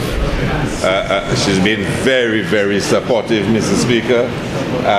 And whenever we've needed any assistance, any care, any attention, anything done for us, she's always, including weekends, Mr. Speaker. And I've had to remind on many occasions, wherever I see her, in the various valleys and sacred spots in St. Lucia, that she should not call me because this is not Parliament, Mr. Speaker. But she's really been tremendous, Mr. Speaker.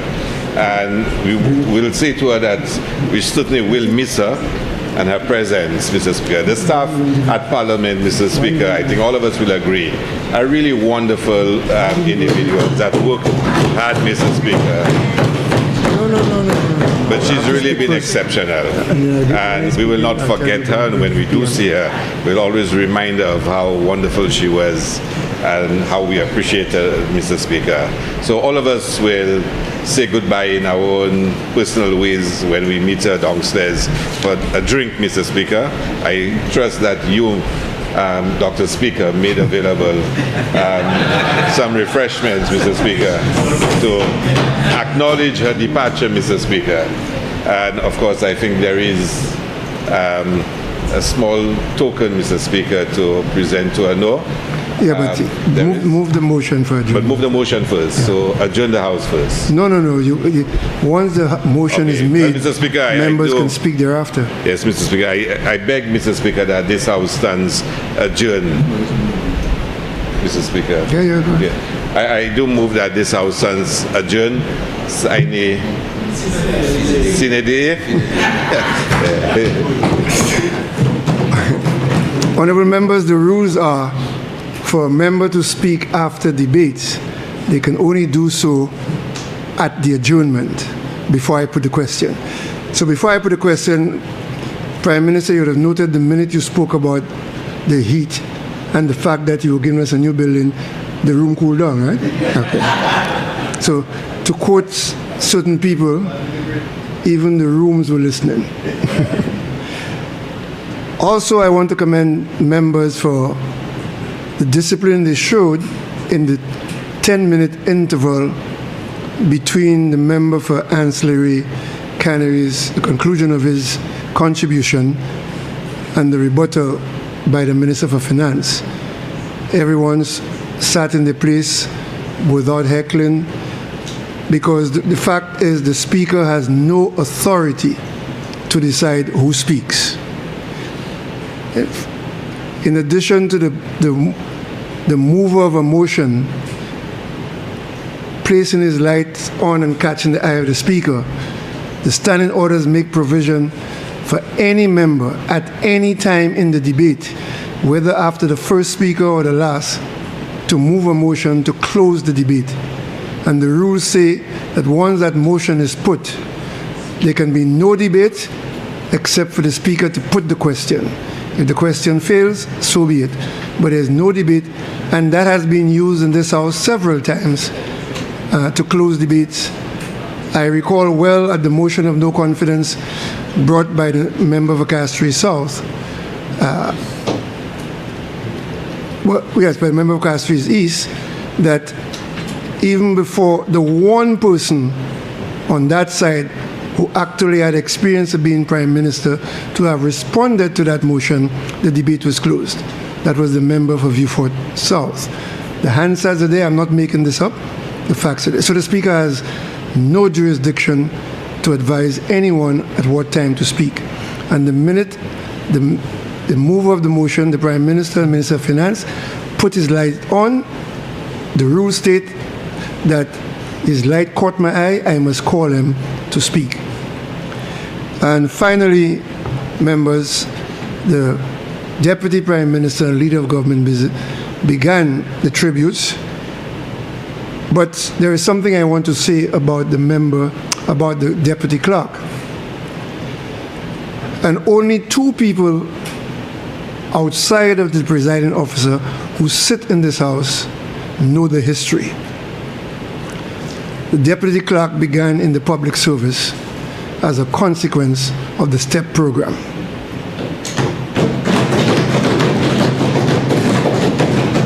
And I'm not going to be political, but member for Castries South, if you permit me, I can just give a little history of the STEP program. Contrary to public speculation, the STEP program is not a grass-cutting exercise. It began when I was the press secretary to the Prime Minister, and the member for Castries South was the attaché to the Prime Minister. The member of Castries South became aware through his discussions with the Chamber of Commerce that there were several businesses which wanted to expand their employment opportunities, but didn't have the finance to do so. So he proposed to the Prime Minister, and the Prime Minister accepted an initiative whereby the government would pay 75% of the salary of any employee, new employee, taken by the business sector. I can speak for one company especially, which is M&C, who took 20 people, 13 of whom still work for M&C to this day. Short term, the plan was give you an opportunity. If you're good, they'll keep you. 13 out of the 20 still work at M&C. That's 1998. So the deputy clerk came in as a step employee and has risen to the second highest position in the Parliament office. So it speaks to what's happening. So, Mr. Prime Minister, I know you want to say something. I think she's a member or constituent of yours, so we would like you to do us the honor of presenting her with a token of appreciation. Mr. Speaker, before I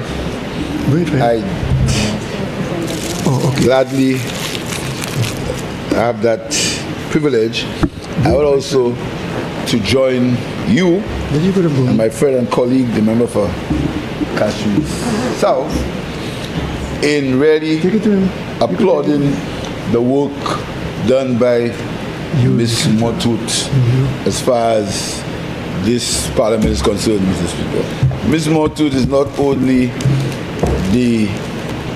this custodian of information, Mr. Speaker, she is always willing to see about us in ways that only sometimes our parents will do.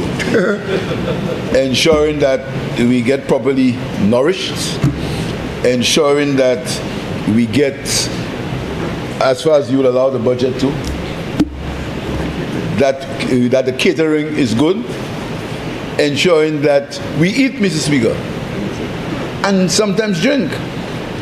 Mr. Speaker, she also is the custodian of ideas. If you want something from the book of records and from Hansard, Mr. Speaker, and you call Sharon, she says to you, just wait a while, you will get it in a few minutes. And each one of us can testify to that, Mr. Speaker.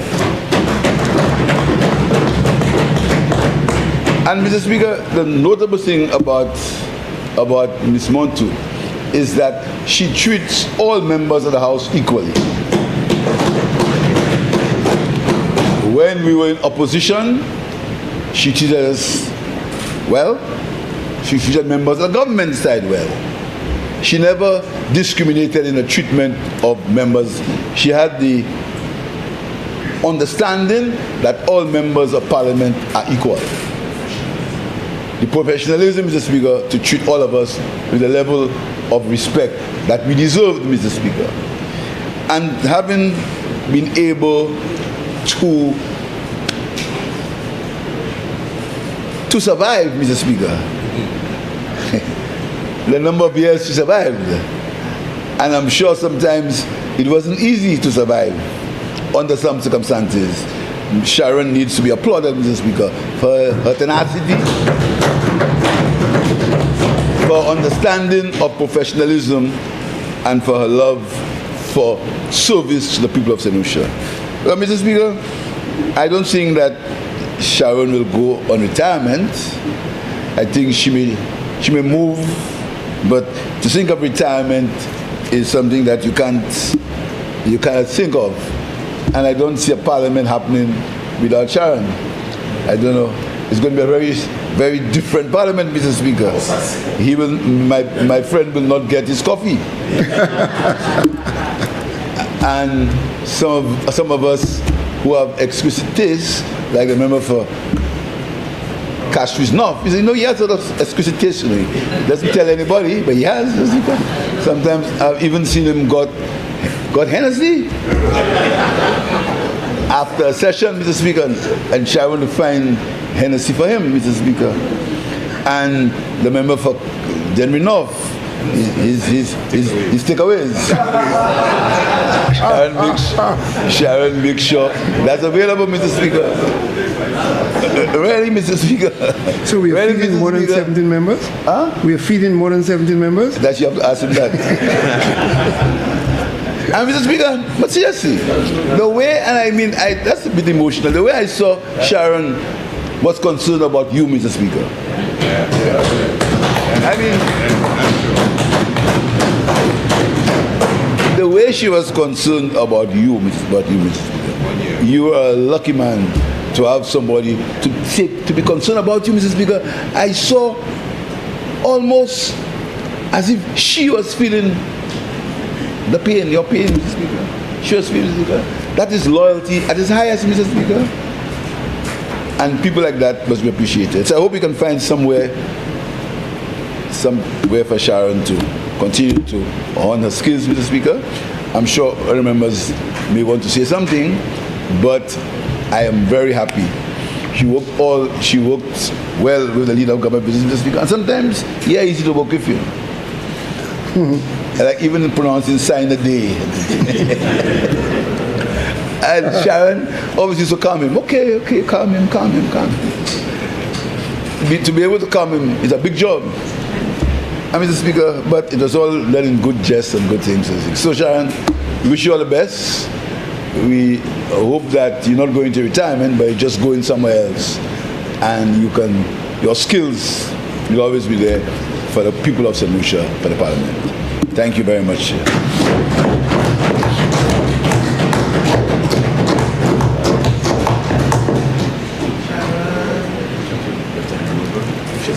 PM, your microphone. PM, the microphone. The microphone. The microphone, yeah. Anybody else wishes to speak? I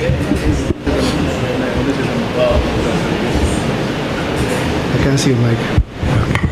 Member of Castries Service.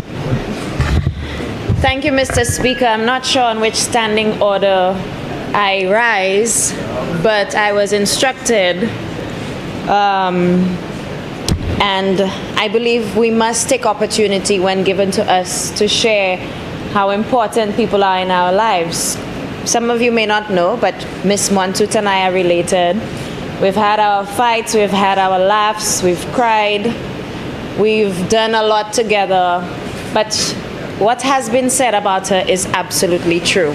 You can call her on a weekend, you can ask her for information, you can call her after the Parliament's gates are closed, and rest assured she will find a way to support you. So on behalf of the people of Castries Southeast, I take this opportunity to thank Ms. Montut, and of course, on behalf of the rest of my colleagues, I take this opportunity to wish her well as she enters a remarkable period in her life.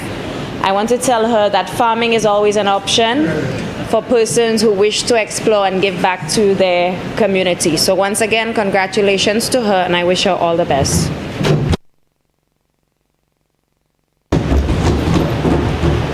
Member for Anscombe, can read. Mr. Speaker, it will be remiss of me not to say something. When I became a member of Parliament, I was looking for information. So I said, I'll consult Hansard. But the debate was on the Tuesday, and I was home on the weekend. And I rang you, Mr. Speaker, and I asked your permission to ring Sharon to ask for her to come into Parliament on a weekend, Mr. Speaker. Saturday morning, or Sunday morning, what was, for me to spend some time reading through Hansard, and she did so, Mr. Speaker, on a weekend, Mr. Speaker, without any notice. So I want to say on behalf of the people of Ansari Canris, because that incident of me going for Hansard made me realize perhaps we have a lot to desire, Mr. Speaker. We need a better system in terms of capturing our remarks. I see it in the budget. I see you being taken care of, because we should be able to stay at our homes and access Hansard whenever we feel like, Mr. Speaker. But I want to thank Sharon, Mr. Speaker, for everything she's done for me personally. I will not name everything in this house at this point in time, but I want to thank her for all the assistance she's given me, Mr. Speaker, whenever I required it. So on behalf of the people of Ansari Canris, I say to you, take your very short rest, and we'll accommodate you as soon as you get back from your rest. I'll congratulate you after. Member for Castries North. Mr. Speaker, Castries North is known for having very good people.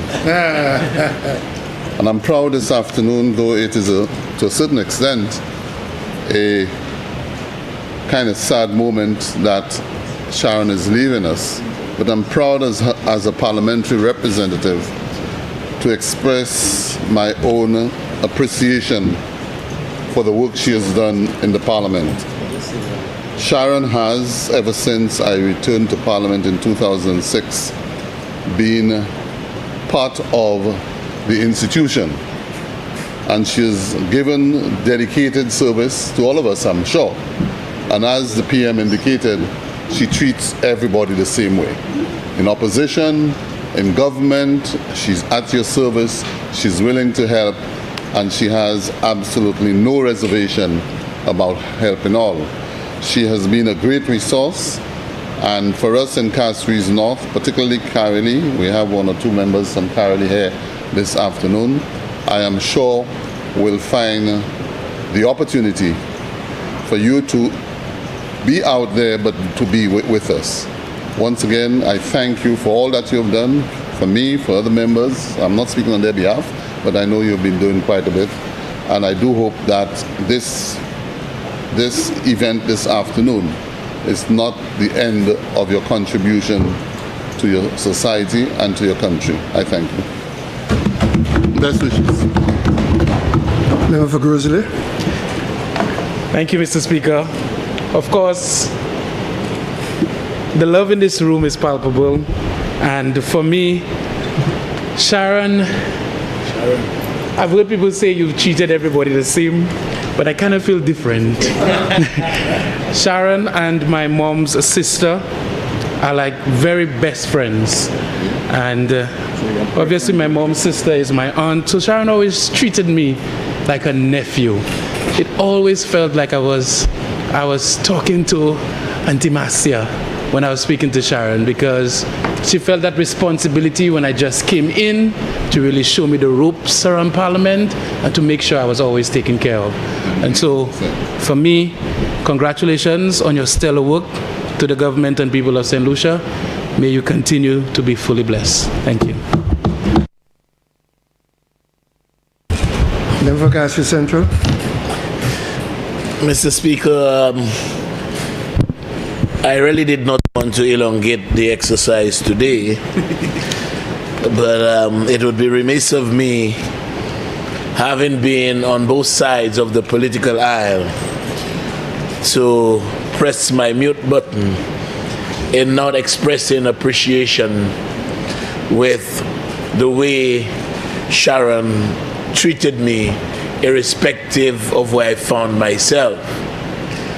I remember asking myself one time, between 2006 and 2011, is Sharon Labour or Flambeau? Then I would ask myself, is she Flambeau or Labour? And it speaks to the professionalism with which she relates to all members of Parliament. This, Mr. Speaker, is a trait that is lacking in most human beings, because the colors are shown with quite blatant in their interactions. But Sharon seemingly conceals this, Mr. Speaker, and she conceals it as a matter of fact. So I want to thank her. I know, based on the pronouncements I've heard in the chamber from those that matter and those that control the levers of finances of this country, that she's not going anywhere anytime soon. I know she'll get closer to home, but I will end by telling her, I hope I don't accost her in the gazon. Thank you, Mr. Speaker. Member for Vieux-Fort North. Oh, very good. Mr. Speaker, I want to join my colleagues, but I'm very surprised this afternoon. I did not realize that Miss Motut was at this stage in her professional career. But let me congratulate her and say to her, thanks for her service. As my other colleagues have said, she has always been very reliable and always ensured that the documents, whether it be documents or various correspondence, she always ensured that it found me, found us, whether it be weekends or holidays. And I want to thank her for caring, and I want to thank her for always being there for us to ensure that we get our work done. So I want to wish her well and say to her good health, and make sure you take care of your health, happiness and longevity. Thank you, Mr. Speaker. All the best.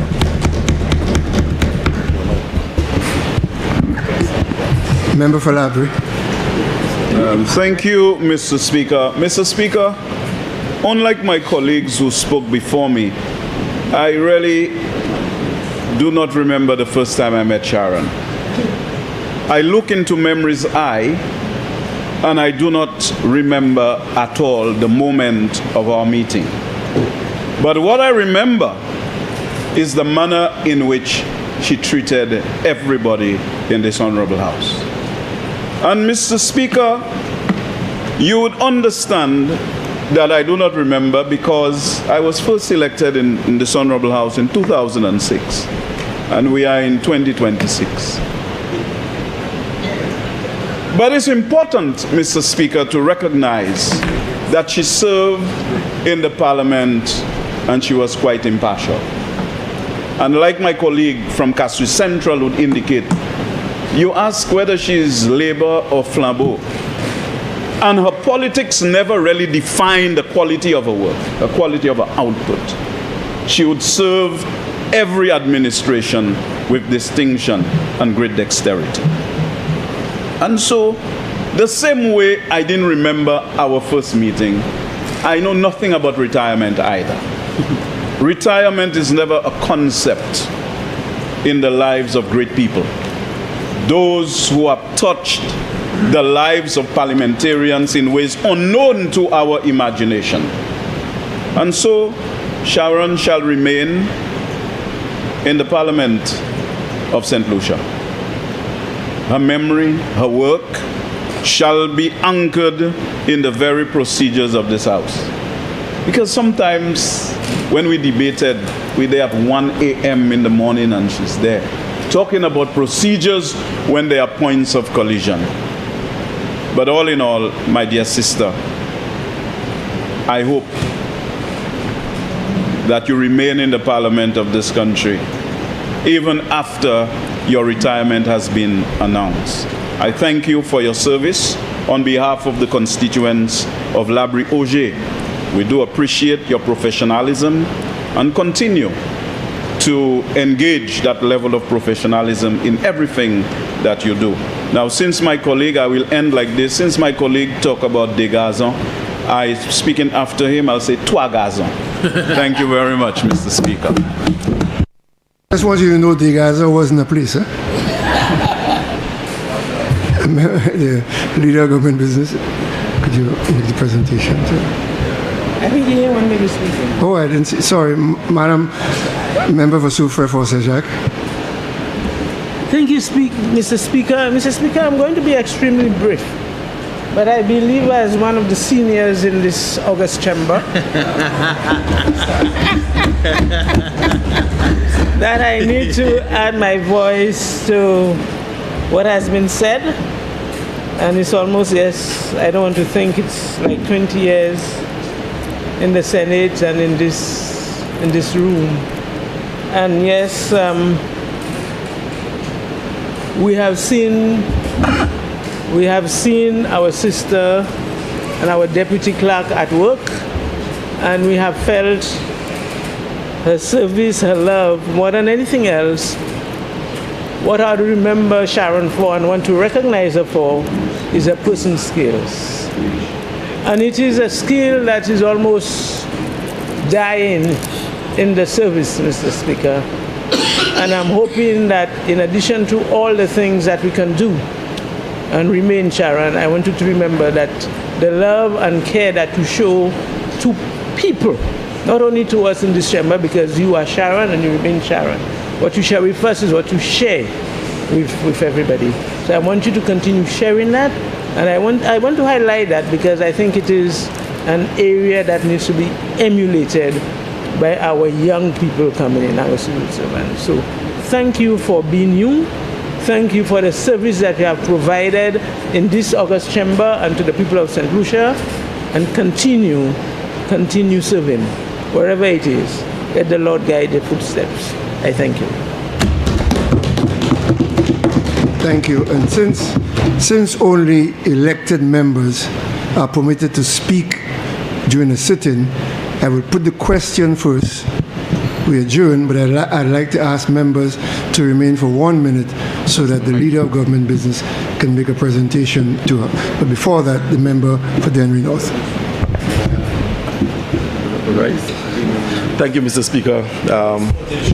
Mr. Speaker, I want to add my voice to that of my colleagues, and even when some members did not know how to behave in the chamber, Sharon was always there to remind them of what was expected of them. And I can see she's staring at the member for Castries Central, Mr. Speaker, trying to say to him that there's a time and place for everything. And Mr. Speaker, whereas her responsibilities were to all 17 members elected and even the senators, some of us will admit that Sharon paid special attention to us, went beyond the call of duty to ensure that we were comfortable, not only on matters in the chamber, but even with our lease agreements, when those were up for renewal, she was always ready to put through a call to remind you that the deadline is next week and you need to get it in. And even at times when letters that we were supposed to submit to the Parliament just to ensure the operations of our own offices, when we were falling behind timelines, Mr. Speaker, or deadlines, Sharon was willing to take the letterhead, prepare the letter herself, and have you to sign just to ensure that your office discharged the duties to the people of your constituency. And so, Mr. Speaker, I want to place on the record my appreciation for her years of service, and I wish her well in her future endeavors.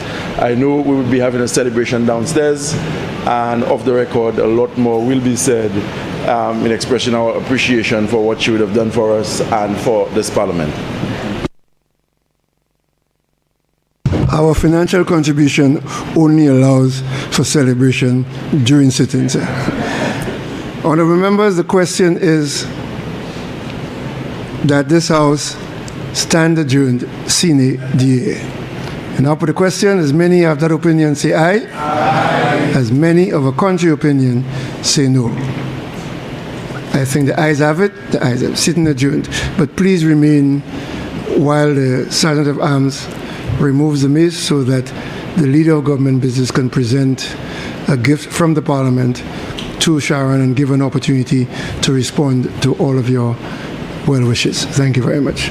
All right.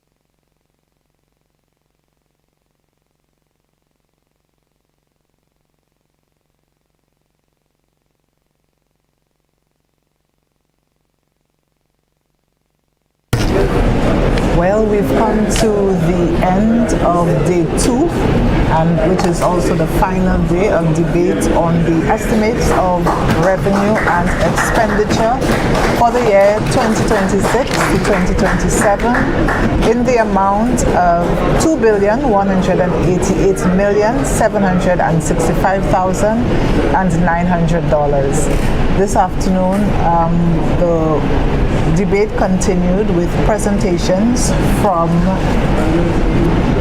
the MP for Soufrière, for Saint-Jacques, Honorable Emma Hippolyte. She was preceded by the member for Anstery Canaries, Mr. Wayne Girard, and he I'm lost by the MP for Castries North, Stevenson King. Thank you for everything, for the respect, for the love that you all showed me, and it was a pleasure working with all of you.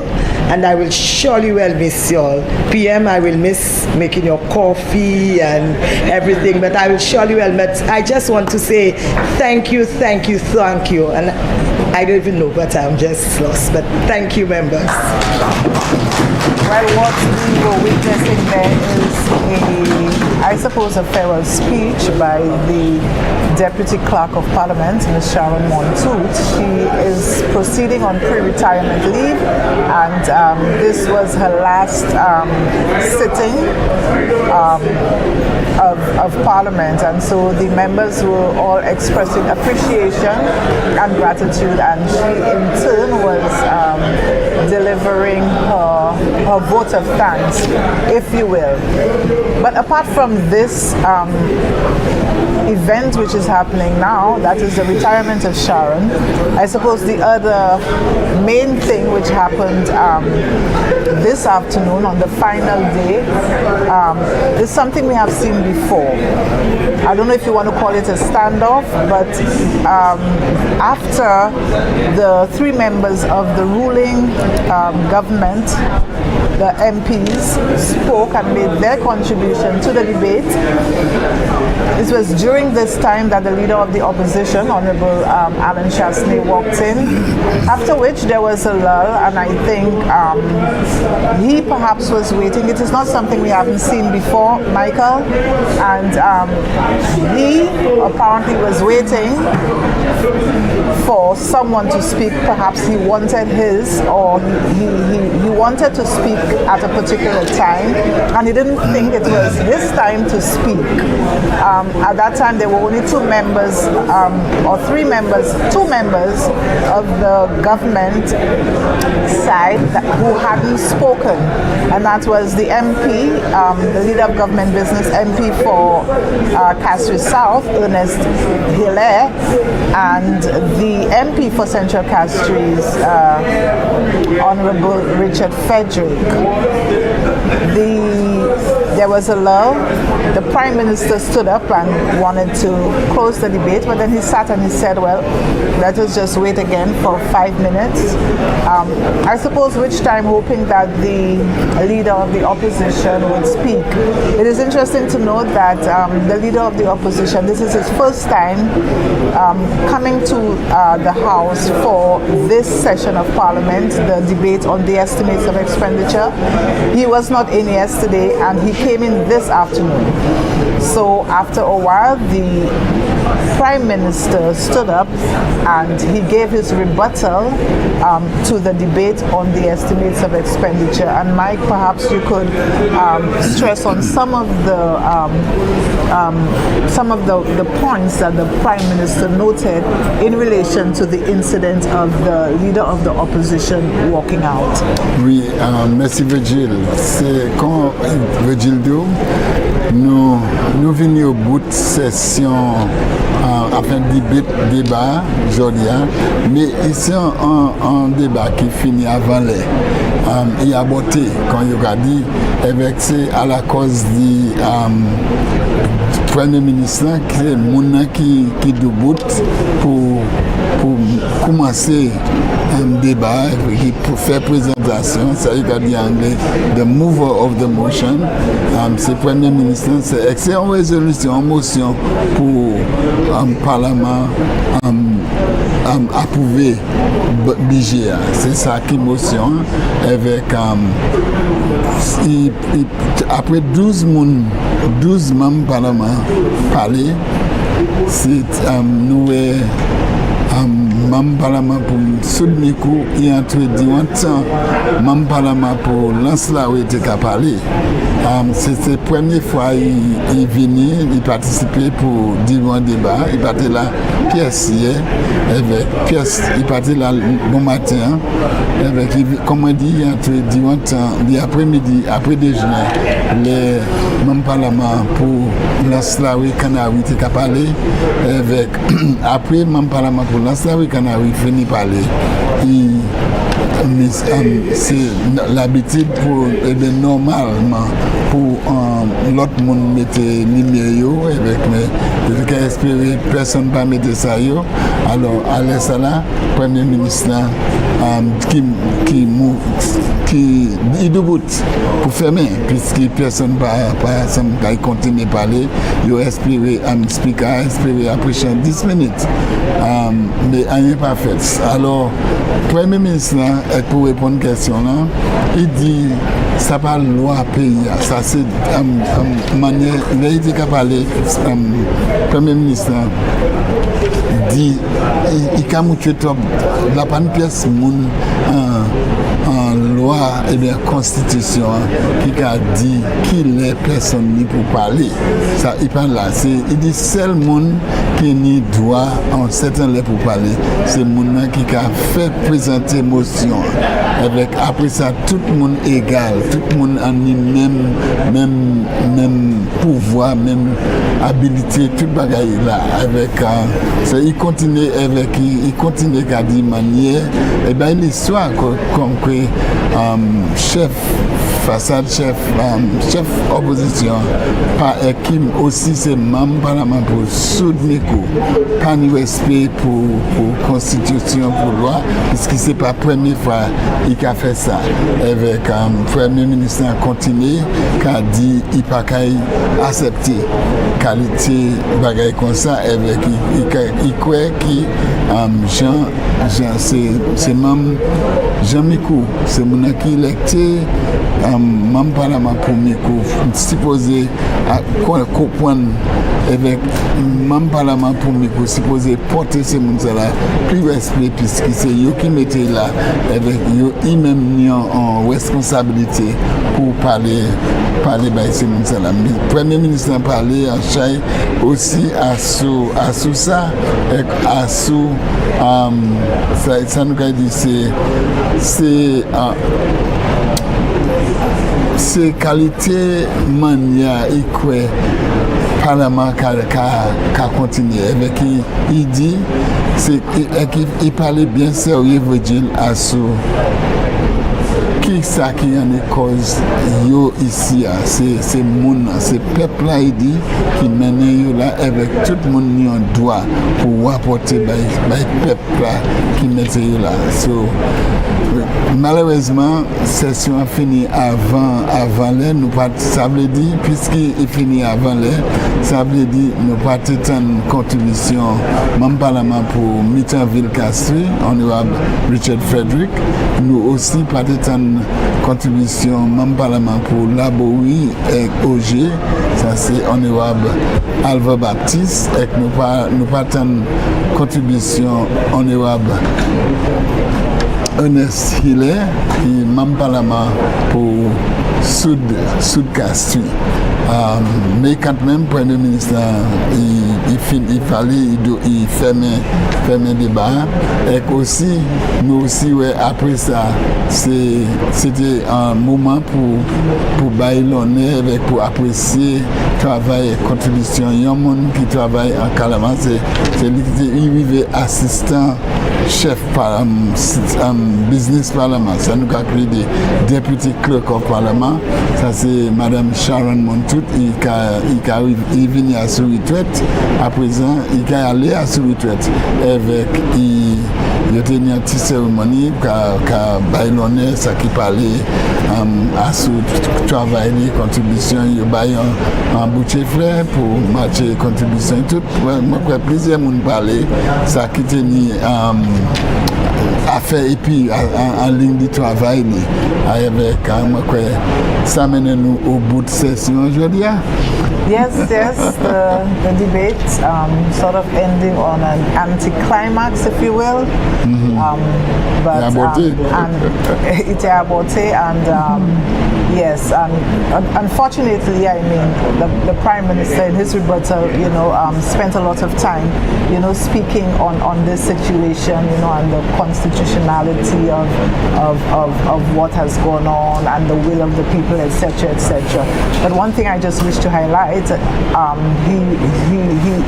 paid close attention in his rebuttal on the whole Wasco situation, promising the people of St. Lucia that he would they are committed to fixing the water situation, and that Yes. he called on the board of WASCO to commence immediately the repairs work from the Bonte Gap to Roseau, and he's promising that the water situation will be fixed, but also took the opportunity to urge all St. Lucians to start seriously rainwater harvesting to alleviate the water woes that are currently being experienced on the island. So that's it, the end of this debate. We thank you so much for staying with us, and we do hope that you will continue watching the NTN in the coming days to follow all of the debates and the contributions by the various members. So once again, on behalf of all of us here at the GIS and National Television Network, I'm Lucia Leonti. And I'm Michael Gasper saying thank you, and we'll return you to our studios.